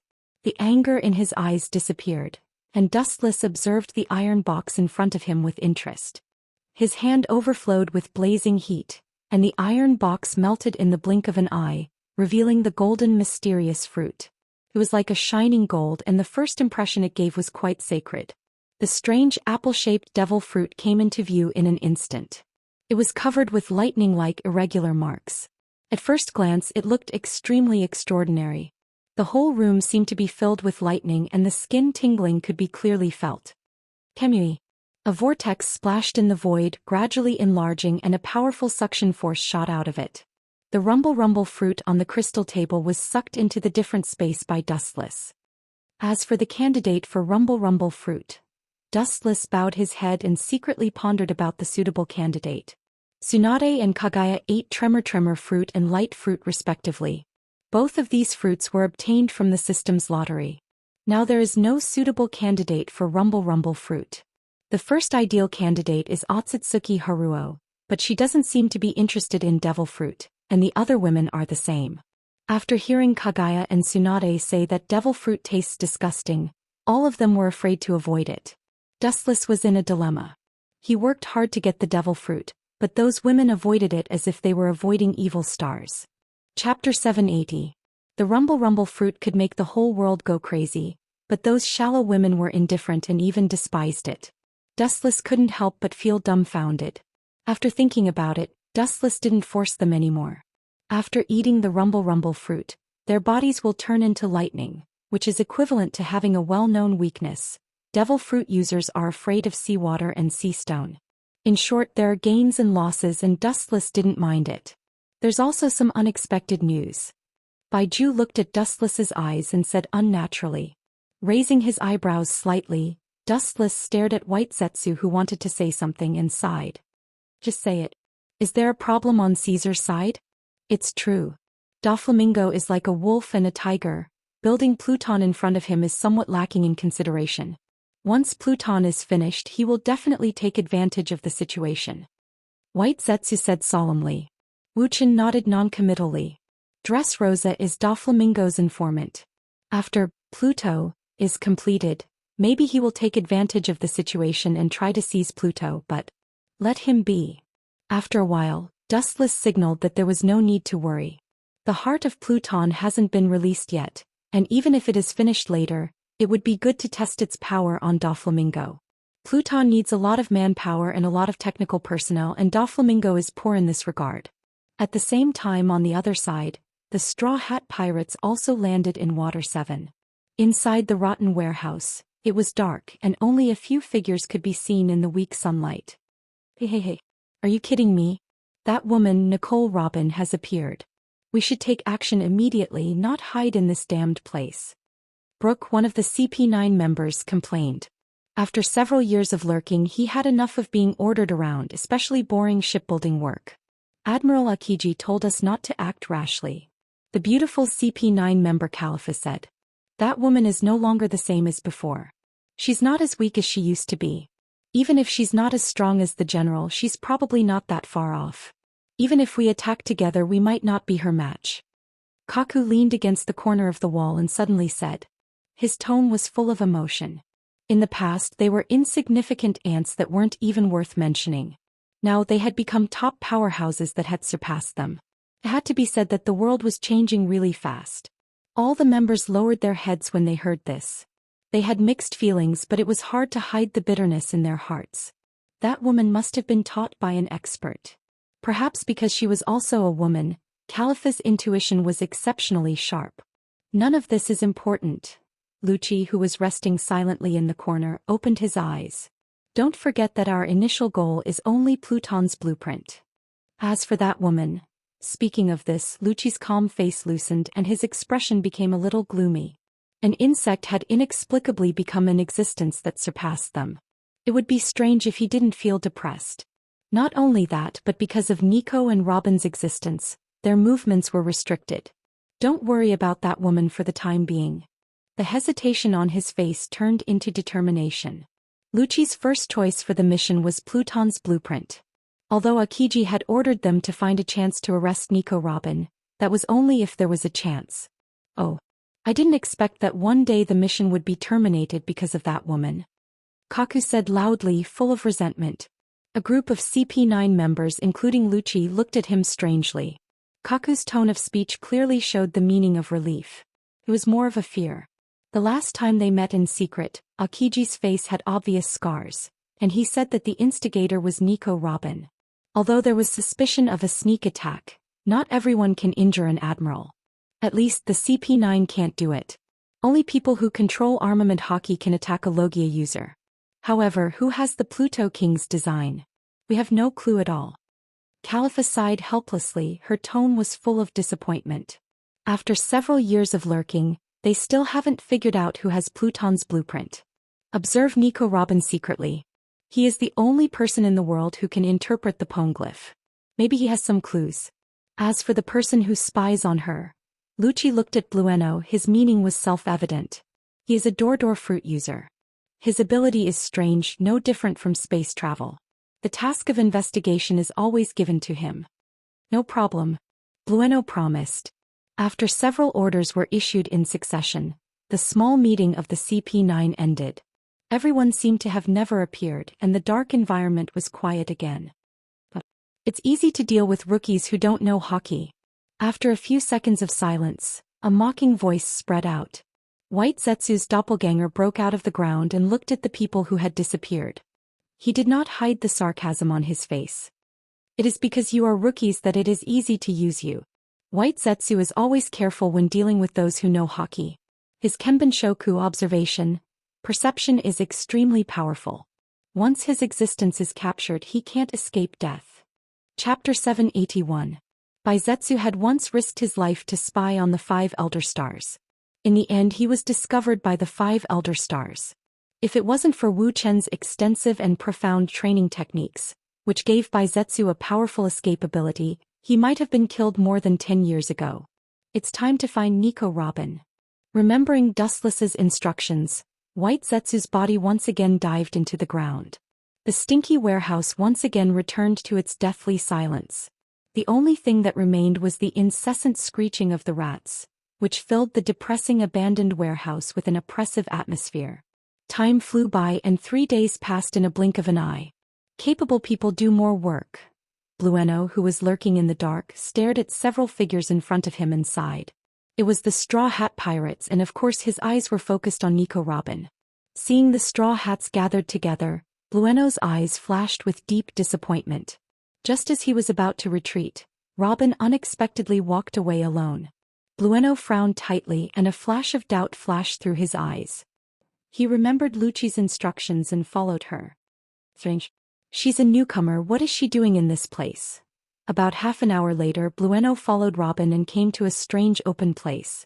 It was deserted and it was a plain area. There was no place to hide. Blueno could only use his door fruit's ability to open a big hole in the air and carefully observe Robin's every move. He was inexplicably happy. Robin came to such a strange place. Obviously she was meeting with a mysterious person. Ka. The ground throbbed and white Zetsu broke out of the ground and appeared beside Robin. Seeing this scene, Blueno suddenly smiled. He thought that it would be another difficult lurking, but he didn't expect the opportunity to come so quickly. He opened his ears and listened to the conversation between the two. Soon a guy named Frankie entered his ears. The dark depths of the prison were like hell on earth, and there was only despair here. Under the reflection of the dirty light, a shadow could be seen on the ground. This person had delicate features and was about 18 or 19 years old. His deep black eyes were wrinkled and bright and his hair was messy like grass. Actually, long time no see. You're still the same. Dustless's lips curled into a faint smile as he looked down at the bound figure in the darkness. It was as if he was meeting an old acquaintance. Clang, clang, clang. The rumbling sound of the iron chains rolling rang out. The big man who was bound by the iron chains opened his eyes, revealing a biting cold gaze. He had a cigar in his mouth and his eyes flashed with a strange light. His appearance is actually the same as it was more than 10 years ago. What a monster. Shilyu of the Rain's pupils dilated. He tried his best to conceal his shocked tone as he said in disbelief. Soon after, his expression turned ice cold. His tone was filled with hostility and killing intent as he sneered, "Watch your tone. I'm not familiar with you. I can go back on my word at any time." Dustless smiled when he heard this, treating Shilyu of the Rain's words as wind that went in one ear and out the other. The distance between Mariehua and Impel Down is not far, especially the speed of the ship is extremely slow, compared with the speed of Dustless's flight, so Akiji and Kizaru wasted time on the road. Blackbeard will soon pull you in. You are responsible for reporting his every move to me. His eyes were like torches staring at Shilyu of the Rain leaning against the corner of the wall, and his serious tone was irresistible. Hearing the absolute oppression in Dustless's tone and the unquestionable tone, Shilyu of the Rain's expression became colder, and his face exuded a piercing frost. What if I say no? Looking into Dustless's eyes, Shilyu of the Rain refused to back down. No. Those who dare to refuse my conditions, those who can live are also useful people. If you refuse me, you will be different from those who are alive and you will die. Dustless's mouth exhaled cold air, and his killing intent was awe-inspiring. Immediately, his body became strangely transparent. Ignoring the existence of the iron bars of the prison, he walked leisurely close to Shilyu of the Rain, looking down at him with a ferocious look. This is not a threat but an order. If you disobey me, you will die. His body erupted with a sharply oppressive aura, and the whole person was not angry, and his eyes did not have human emotions, as calm as looking at insects. I have no problem joining the Blackbeard pirates, but I have conditions. After thinking about it, Shilyu of the Rain chose to compromise, and it was better to go out than to stay in this ghost place. Conditions. As if he had heard the funniest joke in the world, Dustless's face was sneering. You can make conditions, but I will never agree. People who can talk to me about conditions are at least Yonko for emperors, or admiral level, and the other party is also Shichibukai. Looking down at Shilyu of the Rain, Dustless's tone became more and more indifferent. Now you are just a prisoner. You should be grateful to let you go out. You want to talk about conditions? Daydreaming. Shilyu of the Rain's face changed greatly when he heard the words, and his eyes flashed with blood. He stared at Dustless with his eyes and he wanted to tear him apart. The dense iron chains behind him were the chains that restrained him. He could only look at Dustless, who was close at hand, and he was particularly weak and fragile. Chapter 782. In the final analysis, it was fine to talk about conditions, but he had to show his strength. Otherwise, there was no need to talk about anything. Especially Xianxia of the Rain was just a prisoner now. It was a miracle for him to condescend to look for him. I can only talk about conditions with you when I have the same strength as you? Xianxia of the Rain's face was pale. The strong had dignity in face. Now that he was provoked by Dustless, Xianxia of the Rain's inner feelings were self-evident. The silent flame was unstoppable like a flash flood.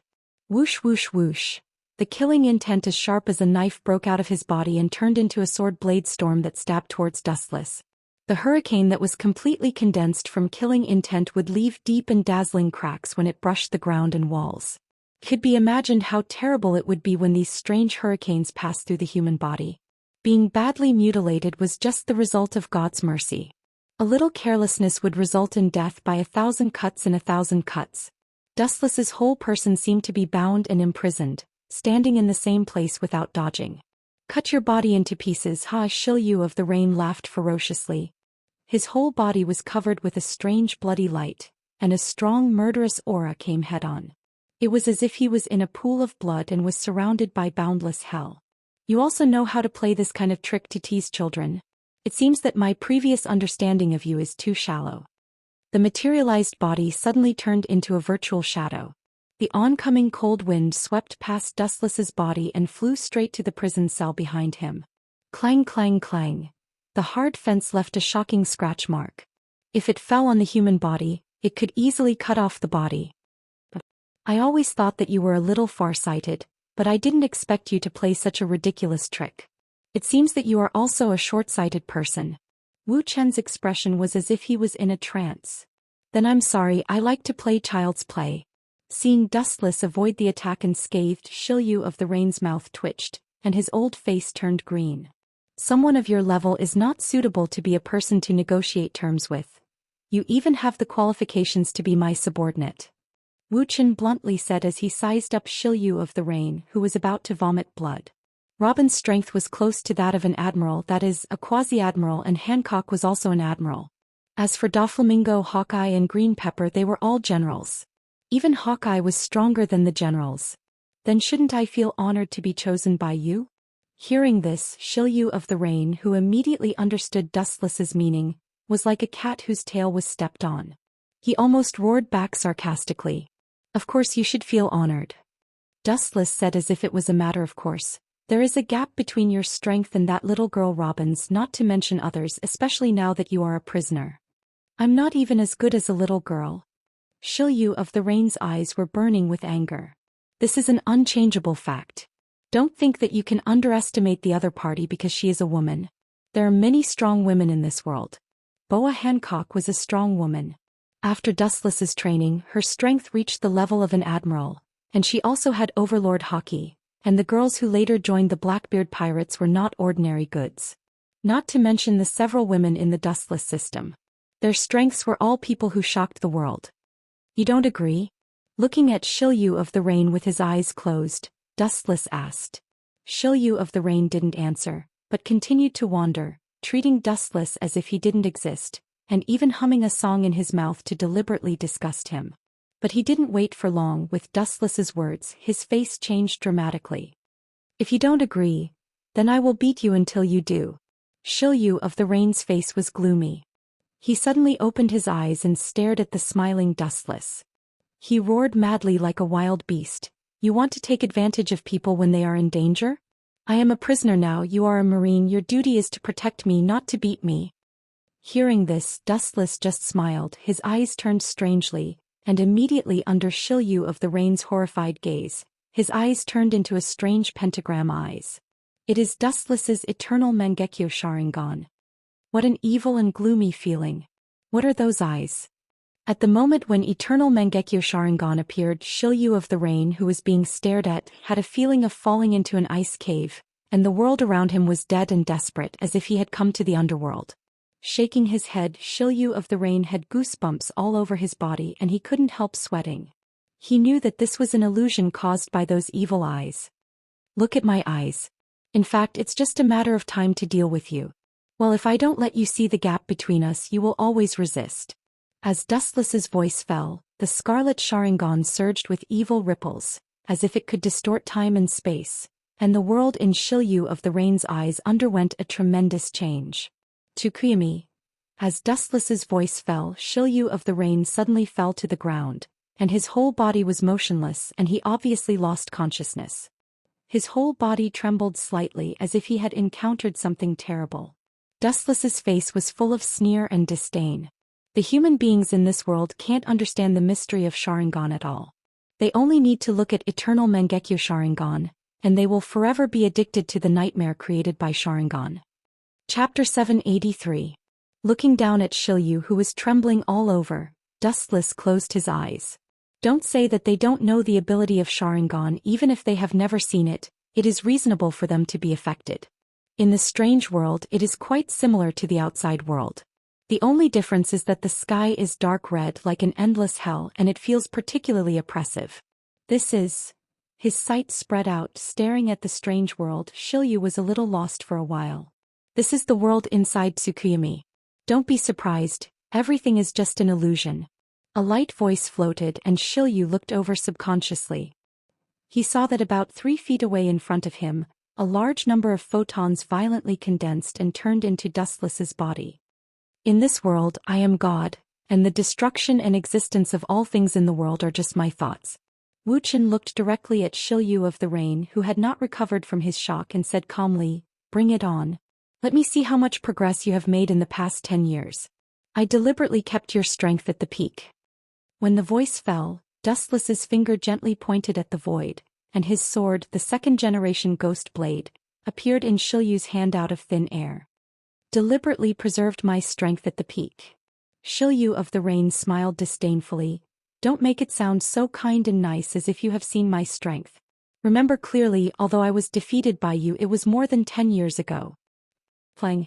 With the roar of steel, the second-generation ghost blade in Shilyu's hand cut through the void, and the demon light of the whole body shone brightly, and the second-generation ghost blade emitted a strange purple light. Ao ao ao ao. The sharp roar in the surrounding space was like the screams of thousands of ghosts, which made people shudder. Even because the demon aura was too strong, Shilyu's whole body was covered with a purple coat condensed by high density. It was particularly creepy. "Eyesore, quickly disappear. As long as you die, this annoying world will disappear." The hideous and almost distorted ugly face, across the bloody light, the second-generation ghost in the hand of Shilyu of the Rain raised the sword. The blood-red chop cut through the void, and went straight to Dustless to devour. Ka ka ka. Because the power was too terrifying, the ground along the way exploded one after another. The second-generation ghost blade, what a strong demon aura, but... it's just strong. Calmly staring at the chop, Dustless did not avoid it, raised his thin right hand and the corner of his mouth opened slightly. Armament hockey hardening. Does this bastard want to? Humph, overconfident. I am not the same person from 10 years ago. Shilyu of the Rain gloomily roared. The rough hand holding the second-generation ghost blade was oozing sweat. How preposterous. Wu Chen's action was a blatant slap to his face. Tear him apart for me. At the moment when the blood-red chop swallowed Dustless, Shilyu roared excitedly, his face full of morbid fanaticism, as if he had already seen the miserable scene of Dustless's flesh and blood. Tear me apart? Naive. Dustless's face remained unchanged. With a bang sound, the small black hand armed easily grabbed the galloping red light and stopped his advance. Ka ka ka. The blood-red powerful chop was obviously unwilling to give up, and the huge light released a demon light, madly impacting Dustless's right hand, and the strength gradually increased and increased, making a saw-like cutting sound which made people's scalp numb. Dustless stood in the same place without moving an inch, standing quietly, his expression indifferent, and the fierce chop caught by his right hand could not shake him at all. "Is that all? What's the use of this funny attack? Your performance is really vulgar and clumsy, Shilyu." Glancing at Shilyu, Dustless looked indifferently at the blood-red chop in his right hand, and his eyes flashed with contempt, and then his right arm condensed a powerful force and his 5 fingers gently closed. Ka ka ka. The crisp sound of a shattering mirror resounded throughout the blood-red void. Immediately after, Shilyu's slash exploded like a heavenly maiden scattering flowers, turning into countless streaks of red light that scattered in all directions. Boom boom boom. The intact ground suddenly had a lot of holes, as many as sand, countless, all thanks to Shilyu of the Rain's slash. It seems that if you go to dig the ground, those poor workers will lose their jobs. Putting his right hand back in his trouser pocket, Dustless said with a smile, and there was more ridicule in his words. Shilyu trembled with anger, and his arm trembled as if he would throw away the tachi in his hand at any time. You bastard. I give you an inch and you want a yard? Give you an inch and you want a yard? A chill came from behind him, and after Shilyu of the Rain was startled, his eyes filled with killing intent that could destroy all things. Without even thinking about it, the second-generation ghost blade quickly waved and mercilessly slashed backwards, a cold light sweeping towards the face behind him. Clang. The unstoppable second-generation ghost blade suddenly stopped, and Shilyu was stunned, and immediately gritted his teeth and waved the second-generation ghost blade, but he couldn't move it. It gave him such an illusion that it was stuck between the cracks of the mountain and he couldn't move it at all. Looking closely, Dustless's right hand covered with armament hockey easily grabbed the second-generation ghost blade. Staring at Shilyu's rough, dull eyes, Dustless suddenly shook his head. The strength of the peak is just like this. You are too weak. It seems that you are not suitable to be a subordinate. Chapter 784. Gulp. Shilyu of the Rain was stunned and his face was full of horror. He wiped his eyes with his other hand, thinking it was an illusion. Impossible, this must be some kind of witchcraft. The white and tender hand covered with armament hockey is clearly as exquisite as a little girl's fingers. The simple first impression is that it belongs to the fragile and powerless type. The power is surprisingly amazing. Not to mention pulling out the saber, even moving it was as difficult as ascending to the heavens. By the way, you just said that this world is composed of genjutsu. The scene in front of me must also be an illusion to fool people. You bastard cheated. A light flashed in his mind, and Shilyu of the Rain said to himself with certainty. Witchcraft? Illusion? Are you a kid who hasn't grown up? How long are you going to deceive yourself? It seems that Dustless was shocked by Shilyu's idiotic behavior. He couldn't help but loosen his grip on the second-generation ghost blade. He took this opportunity to pull out the second-generation ghost blade and quickly pulled a distance away from Dustless. His eyes widened as he looked at Dustless in disbelief. His heart was filled with mixed feelings and finally replaced by resentment. The scene of being crushed by overwhelming strength more than 10 years ago was still vivid in his mind. This is also the driving force behind Shilyu of the Rain's progress. Today, when he met Dustless, he thought that he could wash away his shame, but he didn't expect the reality to be so cruel. There is nothing to be unwilling. While you are improving, others are also improving and even faster than you. In the end, you are already behind Shilyu. Shilyu of the Rain is nearly 50 years old, his potential is exhausted and his progress is limited, not to mention that he has been imprisoned in Impel Down for most of his life. The room for improvement is limited. I only used 80% of my strength just now. It's too early for you to make assertions. Shilyu of the Rain roared. Obviously he did not give up. His hysterical tone was full of madness and anger dominated his thoughts. Boring, I said, you have already lost. Don't think that you can't be hurt in this genjutsu world. Hearing Shilyu of the Rain's words, Dustless said seriously. Injuries in the Tsukuyami world weren't ineffective. It was equivalent to mental torture, far more painful than physical torture. Sometimes, the more seriously the enemy was persuaded, not only would they not be grateful, but they would also treat it as a way to show weakness, just like the crazy Shilyu of the Rain. Hearing Dustless's words, not only did he not feel grateful, but his killing intent became even denser, gradually becoming real. His eyes were corroded by the second-generation ghost blade, turning into bloodthirsty purple eyes. The second-generation ghost blade stores a majestic demonic power. Once the host can't intimidate it, or like Shilyu of the Rain, the demonic power will take the opportunity to go berserk and turn him into a bloodthirsty machine. It seems like I can't take it anymore. Dustless said in surprise as he stroked his smooth chin. Once the demonic aura corroded the brain, the person would forever lose their sense of direction and sink into a murderous devil. Saving them would be as difficult as ascending to the heavens. Can't hold on? Who do you think I am? Shilyu of the Rain's purple eyes flashed with clarity and he said hoarsely. The demonic aura all over his body quickly converged. Strangely, he didn't look back. The blade of the second-generation ghost blade sank into Shilyu of the Rain's body like a stone into the sea, and there was no movement at all. It was absorbed. Shilyu of the Rain's body underwent an astonishing change. His aura continued to rise, boundless like a vast ocean. The muscles and height of his body, including every part of his limbs, were growing larger. Of course, his strength was also rising. A sinister and smug laughter jumped out of his mouth, and his pupils dilated as he glanced straight at Dustless. Shilyu of the Rain wanted to see the long-lost fear on Dustless's face. Unfortunately, he was destined to be disappointed. The eternal face was full of silence and never changed. What made Shilyu of the Rain vomit blood the most was that this guy actually looked up at the blood-red sky and ignored him. The berserk Shilyu of the Rain raised his sword and slashed down. 3 huge slashes swept out of the air, like the roar of a demon.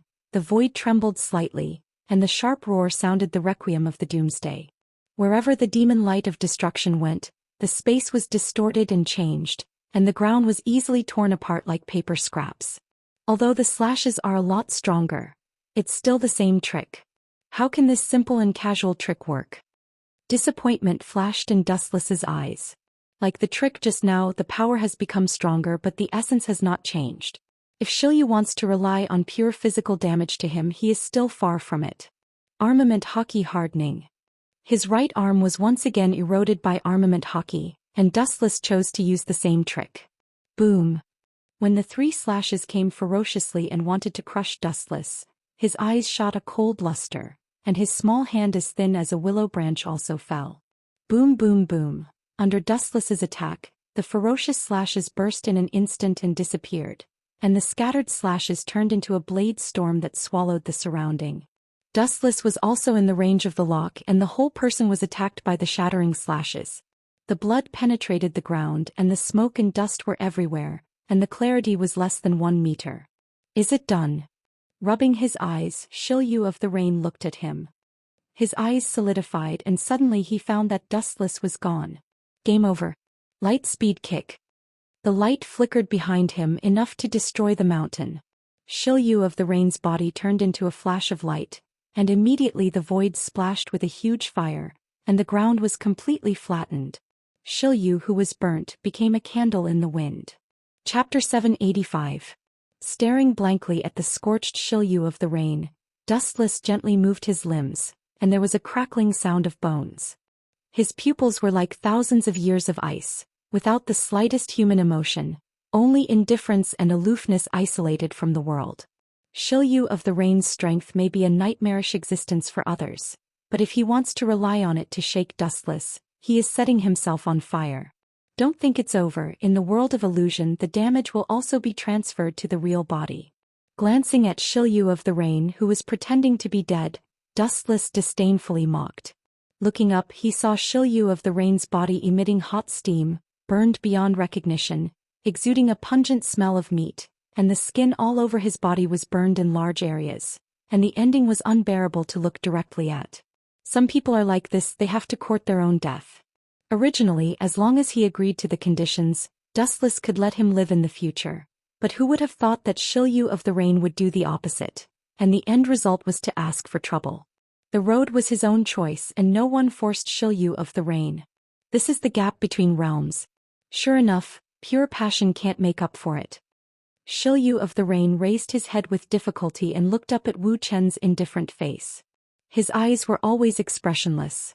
Shilyu of the Rain's tone carried endless desolation and powerlessness. Some powerful enemies, as long as they work hard with a sincere heart, it is only a matter of time before they catch up with him. However, some enemies like Dustless of the supermonster type, no matter how hard they try, they can't catch up with him in the end. Just like what Wu Chen had said before, while you were improving, others were no exception. Even the distance between them is not getting closer but getting farther and farther. He can only watch silently. Still want to continue to struggle? Only by drifting with the tide can you survive. Challenging the wheel of fate is just asking for humiliation, just like you are now. Not only do you not get any return but also a miserable scene of a stray dog. Looking at the embarrassed Shilyu of the Rain, Dustless said straightforwardly. Shilyu of the Rain's expression flashed a hint of struggle. He was Dustless's lackey. His arrogant heart could not accept it. He was also a famous swordsman. He could not swallow his anger if he was tamed without saying a word. After annihilating the Blackbeard pirates, I will set you free. Of course, if you're discovered by Blackbeard in advance and killed by him, you can only blame yourself for not being capable enough. Dustless shrugged. It had nothing to do with him. Strong people knew how to survive. On the other hand, if they couldn't survive, they could only be eliminated by history and swept into the garbage dump of the river of time. I promise you. Shilyu of the Rain's eyes changed rapidly and he finally chose to compromise. Brave Surge's final fate was to be smashed to pieces. Are you really willing to let me go? Shilyu of the Rain doubted this. Turning his head and glancing at Shilyu of the Rain, Dustless nodded undeniably. He really didn't intend to embarrass this kid. After completing the task, he could choose to go to the ends of the earth. Using you as temporary. Even if you agree to be my subordinate, I won't take you in. His eyes were clear as water and Dustless's tone was involuntarily convincing. Forget it. With a snort, Shilyu of the Rain was full of resentment and anger. Now he was still a prisoner. If he wanted to vent, at least he had to get out of this cage. Dustless was not the object of his complaints. How long will it take for me to get out?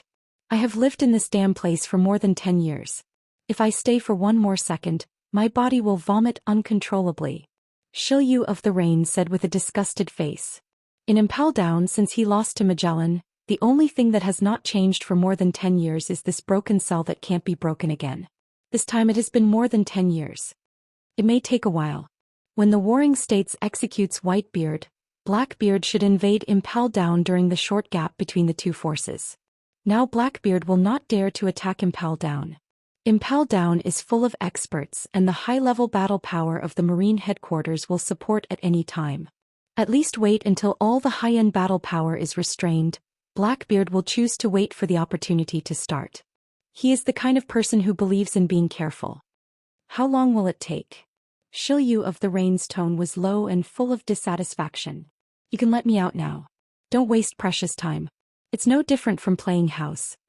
Hearing this, Wuxia glanced at him and then explained softly, those who can't keep their cool are the little demons.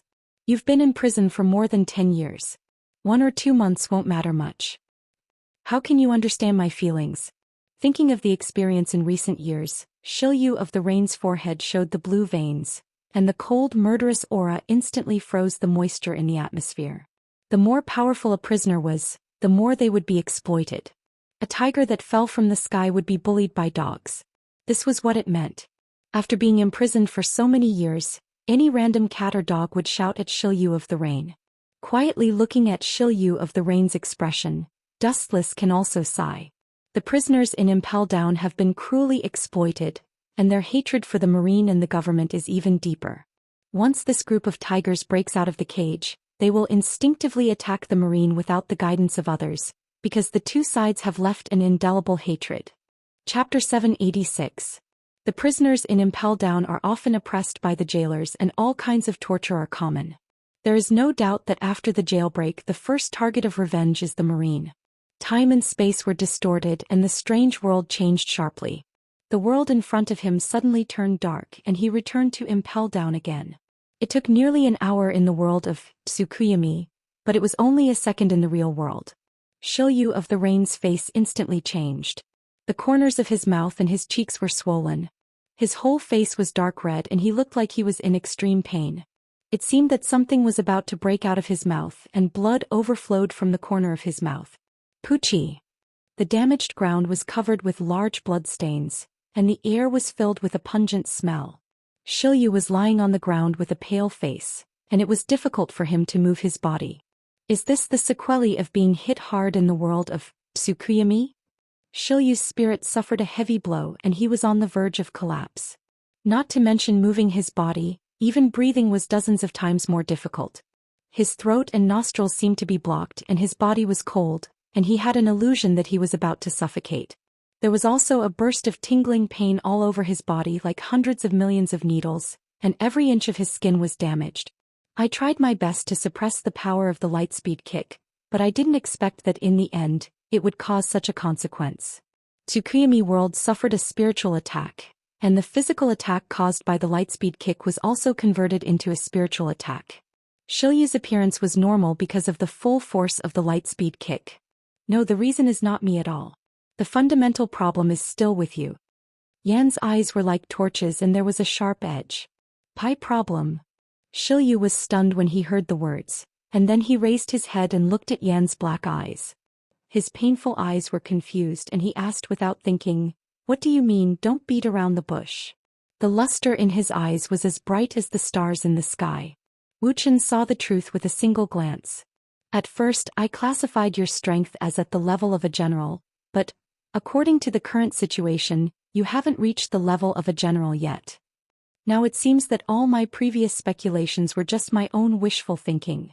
Dustless's eyes could not help but darken as he spoke in disappointment. Hearing this, Shilyu of the Rain's old face twitched, and his internal organs once again rolled up a stormy wave, and a hot current surged up like a volcanic eruption. Puchi. A large mouthful of pungent scarlet blood burst out of his mouth again. Shilyu of the Rain clenched his teeth tightly. He thought that Dustless was going to say something big, but it turned out that he was just mocking him for being weak. After more than 10 years he had not even reached the level of a general. Don't think that the general is a big idiot, there are only a few in the world. Shilyu of the Rain's yellow teeth were bleeding and he argued angrily. He faintly glanced at Shilyu of the Rain. In the darkness of the cell, his deep eyes were even more charming and sparkling. That's why I said it was my wishful thinking. As his voice fell, a large number of photons floated out of Dustless's body, ignoring the existence of the prison bars, and leisurely walked out of Shilyu of the Rain's independent cell. You'd better abide by your promise, or else. Dustless's eyes flashed with cold light, and his meaning was self-evident. He turned his head and glanced at Shilyu of the Rain. At this moment he tried to stand up. He tried several times in succession but in the end Dustless still failed and could only quietly stick to the ground. Or else what? Shilyu of the Rain asked in a hoarse voice. The world is so big, boundless. If I want to run to a deserted island and live in seclusion, you can't do anything about it. His tone was full of pride and Shilyu of the Rain said confidently. The islands in the world were as many as the stars in the sky, countless. If he hid in one of them and lived a peaceful life, Dustless would also be helpless. Naive. Dustless's mouth was slightly raised and his face was full of ridicule. In fact, the fastest person to die in the world is someone like you who likes to be smart. I advise you not to seek your own death. My good temper has a time limit. Without waiting for Shilyu of the Rain to speak, Dustless moved and walked toward the black tunnel ahead, which was the only way out of Impel Down. Do you think you are a god? Why wouldn't I dare? As if he had suffered an unprecedented humiliation, Shilyu of the Rain actually stood up by nerve reflex, gnashing his teeth and roaring at Dustless's gradually disappearing figure. Because of excessive indignation, his tone was a little sharp. If you think you have a long life, you can try. 3 days passed in the blink of an eye. Water 7 Frankie's house. In a huge open space with no people around, the strangely shaped house was clearly visible. The people who saw it behaved abnormally and they all changed their faces and left. Frankie's name was well known in Water 7, and everyone called him a pervert. Unfortunately, this guy's face was unprecedented. He was not ashamed but proud. He led a group of younger brothers to play all day long. About 30 meters away from Frankie's house, a group of figures loomed. Their figures were different from normal humans and their eyes flashed with a cold light. Obviously they were not a group of good people. Chapter 787. This group of unknown mysterious people were all standing strangely on the branches. What was even more inconceivable was that these branches were clearly only as tough as willow branches, yet they were able to step on them and remain unscathed. It was obvious that their skills were extraordinary and they were even whispering to each other. Looking closely, it was the members of the CP9. Blueno. Are you sure that the design of Pluton is in Frankie's hands? Khalifa, the only female member of the CP9, frowned as she thought of Frankie, a man with a special hobby, and her skin was numb. Not only Khalifa but the other members also looked at Blueno strangely. Frankie was an idiot, he didn't look like a person worth trusting. I heard it with my own ears. Bruno patted his chest and swore solemnly. Hearing this, the group of CP9 members frowned. They have been hiding for several years. If the design of Pluton really exists, then the ending will be perfect. If it's just a rumor, then their identity will be exposed. This meant that 7 years of lying low was about to go down the drain. Everything he had done in the past would vanish into thin air. The gains would not make up for the losses. One wrong step and everything would be over. Do you want to ask him?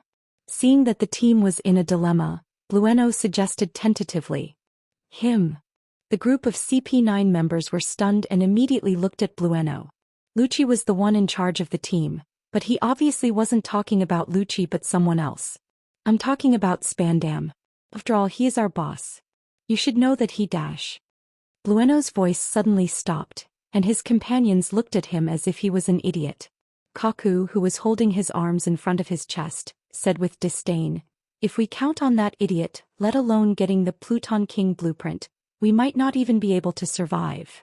Kaku's face was full of disdain. He held a contemptuous attitude towards this waste of a superior.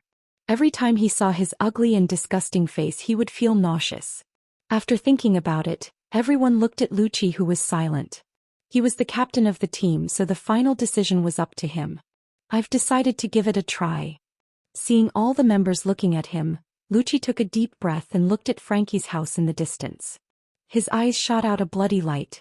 If we go down in fear, we won't get the design for the rest of our lives, and we seem to have been deceived by the original scene from the beginning. Lucci's eyes were shining as if he could see through everything, and the doubts of the past disappeared. Now that he looked back, everything that had happened in the past could be made sense. Don't be fooled by appearances. Lucci's face turned black as he thought of the possibility of being kept in the dark in recent years.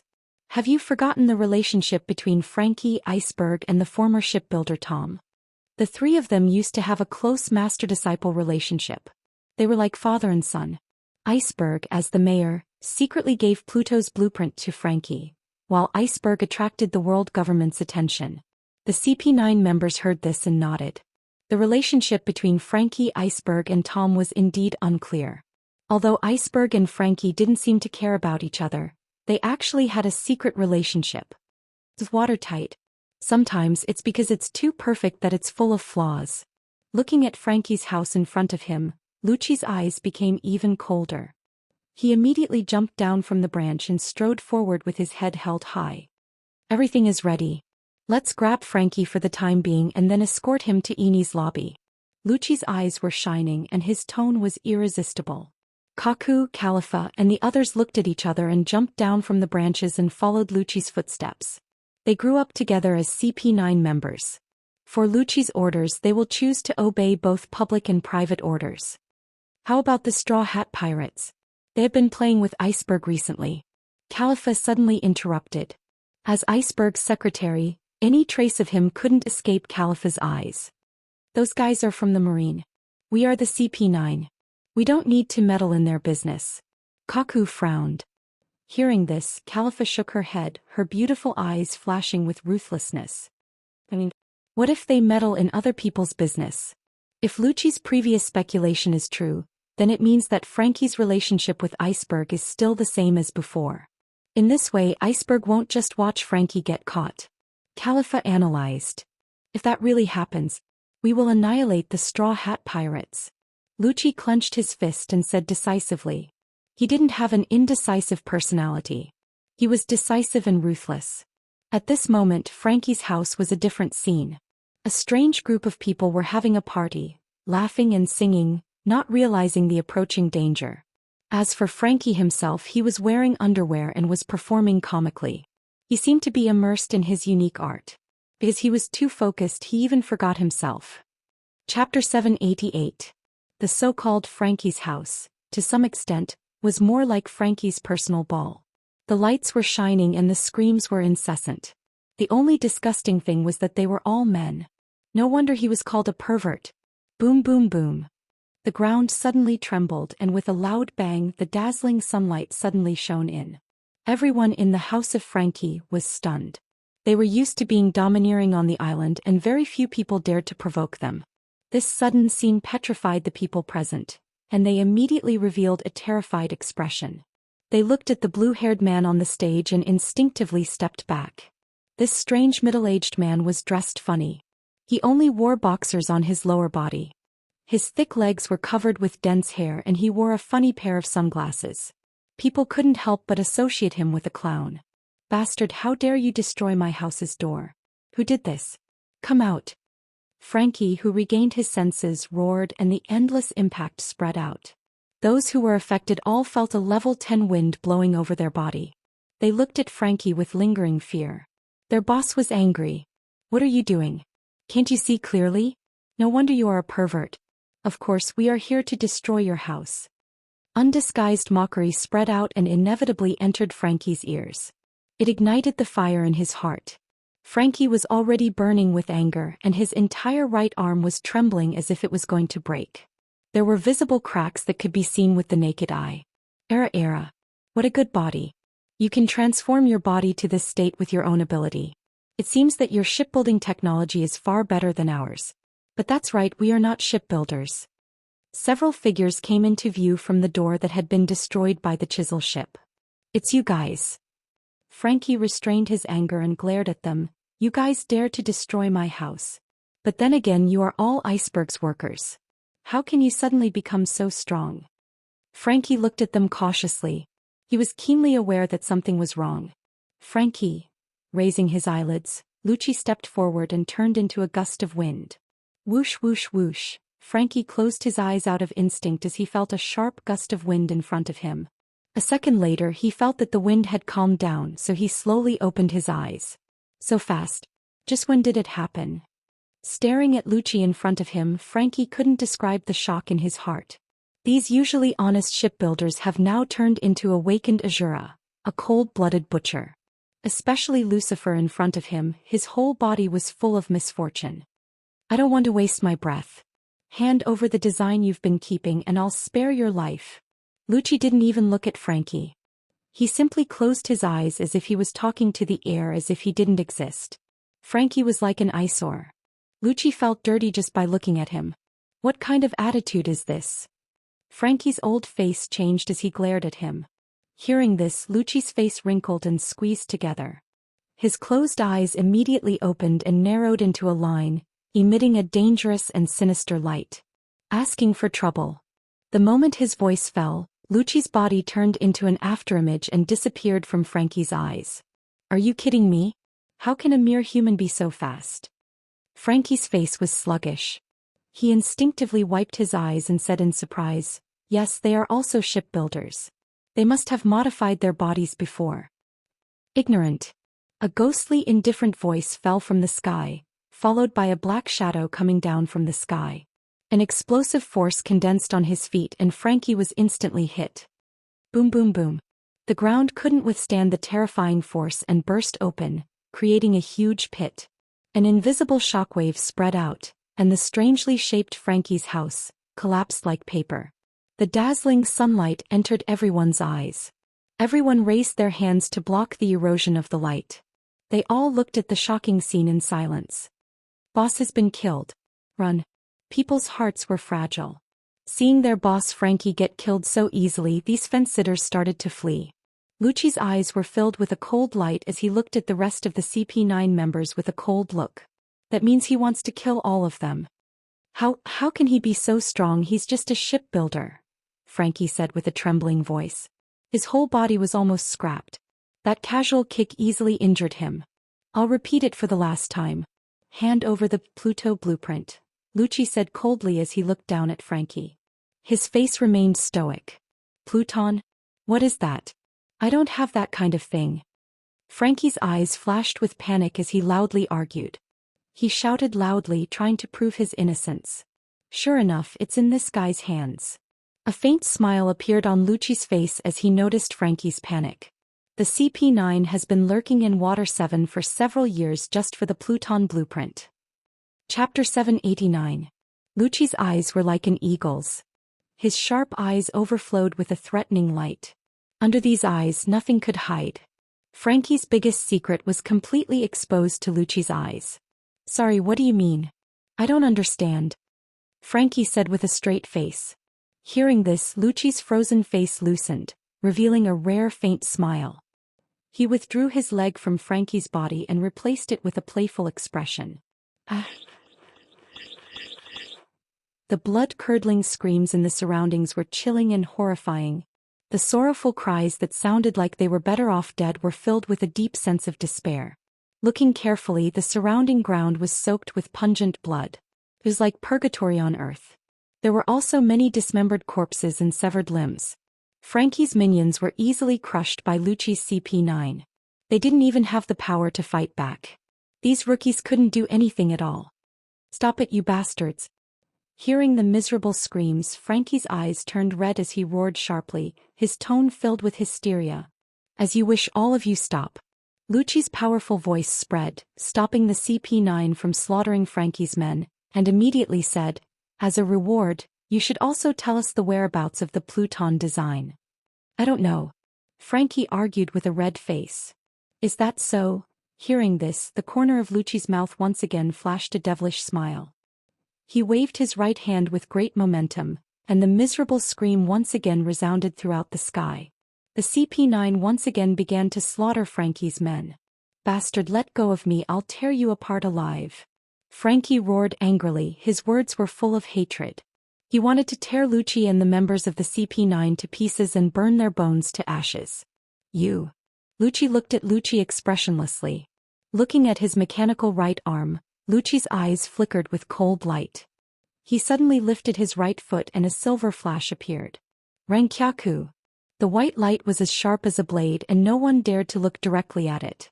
It could easily tear the ground apart, and it immediately kicked towards Frankie's mechanical right arm. Gotcha. His right arm was instantly obliterated and turned into a pile of scrap metal.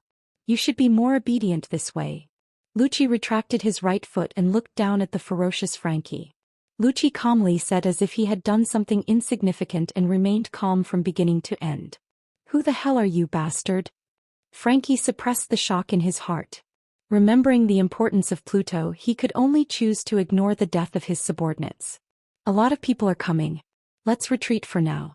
As long as we bring Frankie with us, the Pluto King's design will fall into our hands sooner or later," Kaku cautiously said. Frankie wouldn't speak for a while and there was already a large group of people coming, so there was no need to waste time. Lucci pondered for a few seconds before nodding slightly. Frankie was clearly stalling for time. It was best to take him away. In the blink of an eye, 3 days had passed. Lucci and the others also arrived at Eni's lobby from Water 7. They thought they would be greeted by their boss, Spandam, but they didn't expect to be greeted by another nightmare.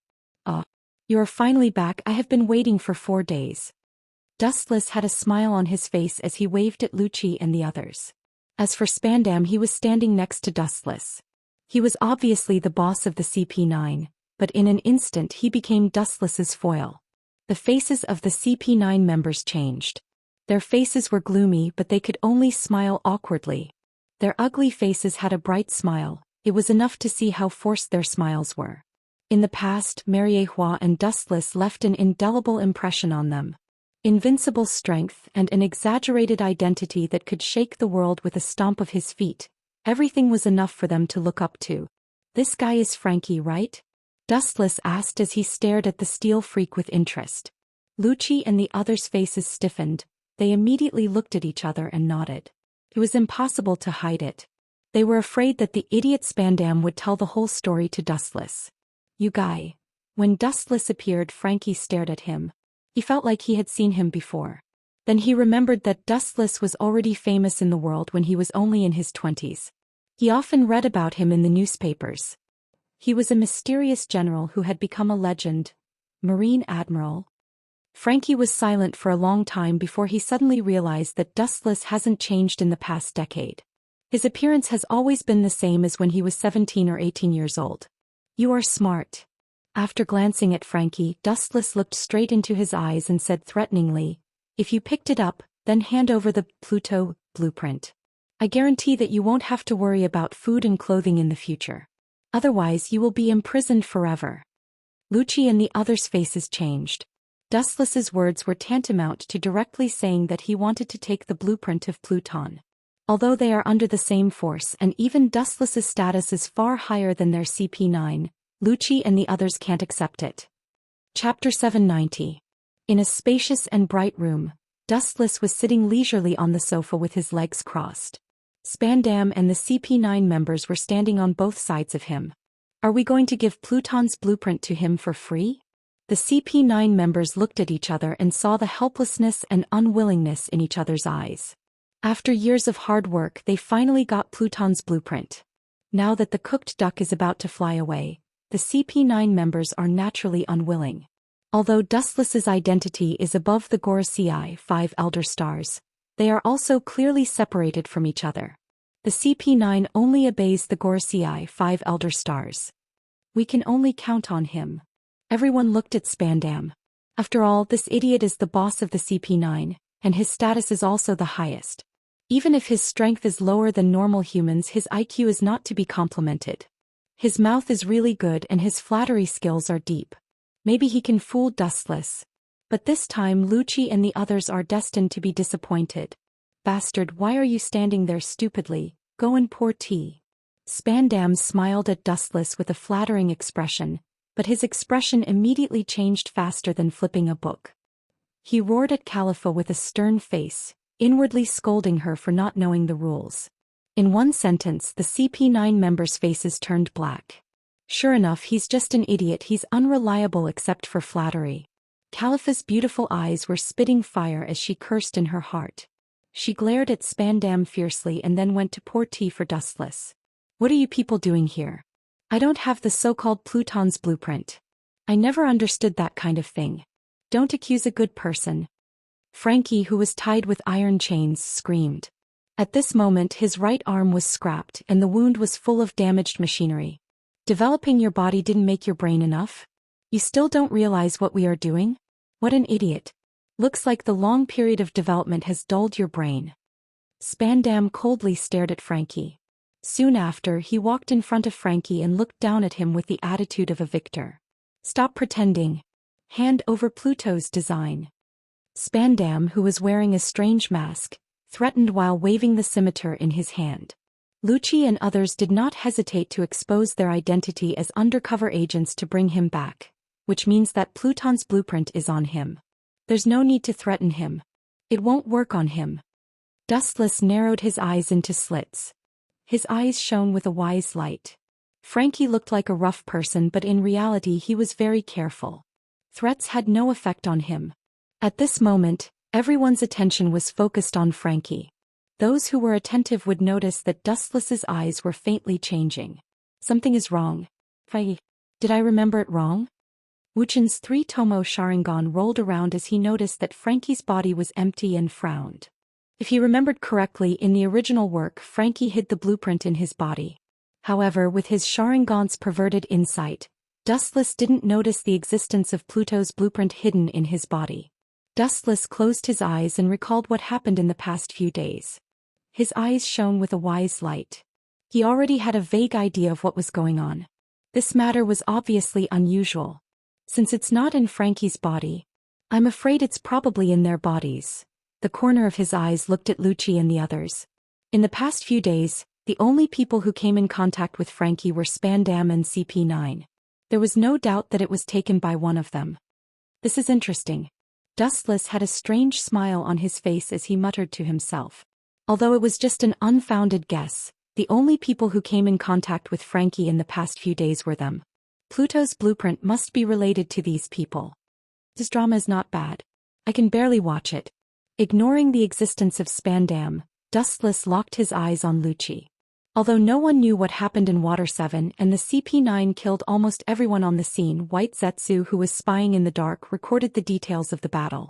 Rob Lucci killed Frankie alone and destroyed half of his arm. This guy is the biggest suspect. Maybe Pluto's blueprint was already in Lucci's hands, but he happened to meet Dustless and chose not to talk about it. At the same time, Khalifa walked over elegantly with a fragrant hot tea. The little girl's tea is good. As the strongest person in Eni's lobby, he was naturally the first one to enjoy it, followed by Spandam, Lucci and the others. The Marine attaches great importance to the division of ranks, and so does Eni's lobby. Give me a cup too, Frankie said with a dry mouth. He had been tortured for the past few days, and his stomach started to growl in protest before he even had a chance to eat anything. "Oh yes, I don't want tea. It's better to have a cup of cola. Of course not a mini one like yours. Possible I want a big deluxe version." Hearing this, everyone's face turned gloomy. Even Dustless's calm mind couldn't help but tremble slightly. This bastard doesn't have any awareness of being a captive. Chapter 791. At the same time, on the other side above the sea, a sharp roar pierced through the void, and an endless winding train galloped across the sea. The destination was the looming Eni's lobby hidden in the clouds in front of them. "We're finally here, guys, cheer up."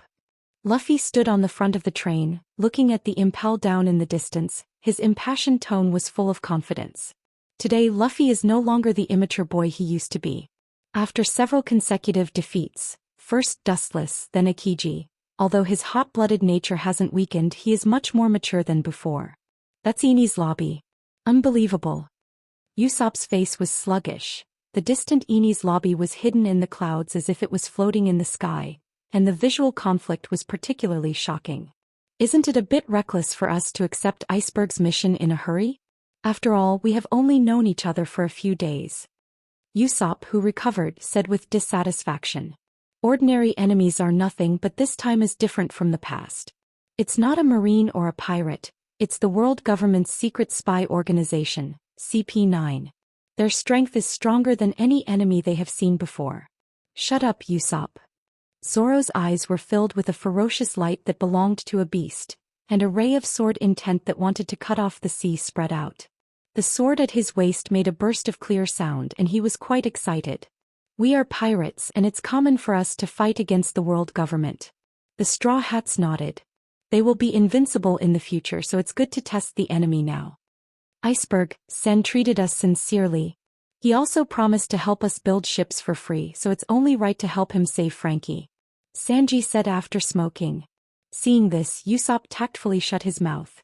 The harsh sound of the train's whistle was getting closer and closer, and finally it inevitably reached Dustless and the others' ears. That should be the water train. Looking as far as the eye could see, through the layers of clouds, the galloping train in the distance could be seen in his eyes. Due to the excellent dynamic capture ability, he could even clearly see Luffy and the others. "You can't wait to die. I'll send all of you to hell this time." Spandam gritted his teeth as if his dignity had been trampled and insulted. He looked ferocious, as if he wanted to cut the Straw Hat pirates into pieces. "Luchi Kaku Khalifa." Spandam leisurely turned around and glanced at the three of them. He then pointed at the devil fruits on the table. "Hurry up and eat those devil fruits. They can increase your strength." Luchi and others frowned. Although they were quite unhappy with the tone of this order, they still walked to the table. After eating the devil fruit, immediately attack the Straw Hat pirates. They are pirates with a bounty of more than 100 million berries. They once defeated Crocodile, one of the 7 warlords of the sea. "It's impossible to count on the group outside." Spandam sighed and said dejectedly. "He has absolute authority in Eni's lobby, but the real powerhouses are only the few in front of him. As for me, I will personally escort him to the Marine headquarters through the Gate of Justice. There are countless ways to make this idiot speak." Spandam's eyes flashed with cruelty as he sneered. A group of CP9 members looked at Spandam speechlessly. This guy is too shameless. He obviously wanted to take advantage of the situation and run to the Marine headquarters to take the lead, but he still said such righteous words. Shameless. Hearing this, Dustless looked at him deeply and then lay down on the sofa to rest. Boom. Boom. Boom. The chaotic and depressing shelling resounded through the sky. Eni's lobby suddenly splashed a secret fire, and the ground trembled slightly. The direction of the shelling was the train on the sea. Wouch. The powerful shelling suddenly exploded where Dustless and the others were. Boom. The harsh roar was particularly oppressive. Luchi, Dustless and others were fine. Only Spandam was so scared that his legs were weak. If it weren't for the presence of Dustless, he would have run away. "Hurry up and attack the Straw Hat pirates. I will send Frankie to the Gate of Justice first," Spandam said with a pale face and immediately dragged Frankie out. The doubt in Wu Chen's eyes turned into understanding. Up to this point he had already guessed the whereabouts of Pluto's design blueprint. It was exactly as he thought. It was among these people, but someone played a little trick to get it in advance. Hurry up. In the dark tunnel there was an angry shout. There was no doubt that only Frankie and Spandam were connected to the Gate of Justice. Don't try to stall for time. Be careful or I'll send people to kill everyone in Water 7. That's your hometown. You don't want your hometown to sink. Since that's the case, you better be sensible. Spandam warned coldly, his tone was full of endless violence. The child's play is over. Call out what I want. Chapter 792. With the help of the dim light, they could clearly see that there were more shadows on the ground. They were confronting Frankie and Spandam.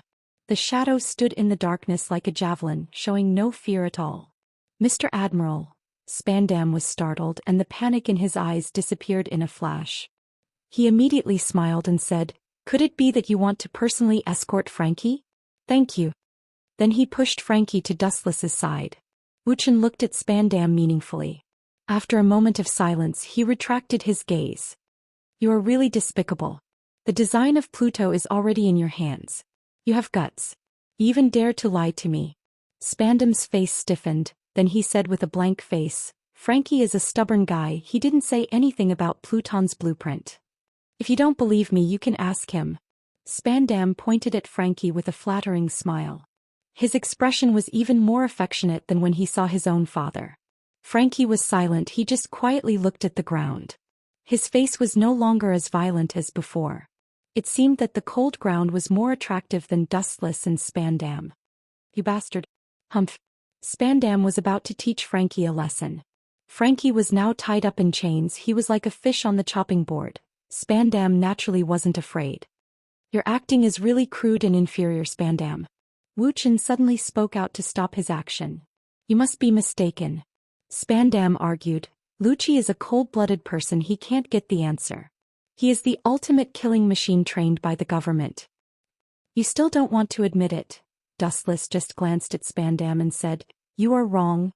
Lucci is the ultimate killing machine, he can't get the information about Pluton's blueprint. Lucci's behavior is about bloody killing. That is justice in the dark. He can't do this kind of torture.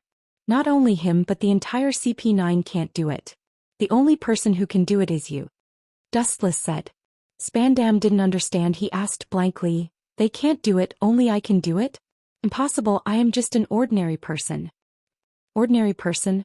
Dustless said with a sneer. "An ordinary person can't be the highest officer of the CP9. The reason why I said you can get Pluton's blueprint is because you are more despicable than them." In the end, Dustless's voice rose several decibels. As Spandam said, he was just an ordinary person, but in the end he became the highest officer of the CP9. He was more despicable than others, he knew how to survive. Therefore Spandam more suitable to deal with Frankie's stubbornness.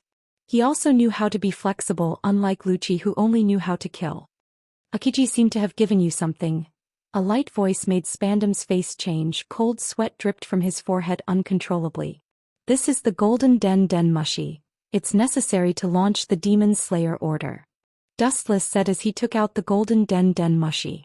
"Why do you have such a thing?" Frankie exclaimed in horror. Obviously he was panicking due to his careless nature. "We are both admirals, why don't I have something that Akiji has? But since you know the Golden Den Mushi, it means that you have the same idea as me." In this world, in addition to the admirals, only Spandam has the Golden Den Mushi. The reason why Frankie knew about it was because in the past few days he took the opportunity to explain to Frankie the role of the Golden Den Mushi. Dustless's voice was very soft, but it was full of wisdom. "If I'm not wrong, you should be secretly threatening Frankie. If he doesn't hand over Pluton's blueprint, you will launch the Demon Slayer order to destroy the entire Water 7. Only a despicable person like you can do this kind of thing. You and your father are the same. This kind of despicable means Lucci wouldn't use it." Spandam's face was ugly as he looked up and saw Dustless's eagle eyes. His heart was filled with despair. In front of those shining eyes, all his secrets were exposed to the air, allowing Dustless to browse at will. "You only have 3 seconds to think about it, don't force me to do it myself," Dustless said expressionlessly. The air flowing through his mouth froze into ice. Obviously he wasn't joking. Spandam lowered his head. Indeed, as Dustless said, Pluton's blueprint is in his hands. He intends to give it to the Gorosei 5 Elder Stars, instead of the Fleet Admiral. Spandam wants to take the credit. How do you know? I should have done it flawlessly. Frankie wouldn't dare to expose the secret. Spandam roared furiously, his eyes were bloodshot. When he met a Marine Admiral like Dustless, the Pluton design in his hand would immediately change owners. Flawless? A mere ant dares to say that. In this distorted world, there are always countless people like you who like to be self-righteous. Dustless couldn't help but shake his head. This guy is just an ordinary slag. He relied on his father's influence to barely get to the top. He can't even beat an ordinary Marine. Even if we take 10,000 steps back, even if your acting is really flawless, there are still many flaws. His voice was full of wisdom. Seeing Spandam still puzzled, Dustless explained, "Don't you understand? Sometimes perfection is a flaw. It's because everything is too normal that he appears abnormal and full of mistakes.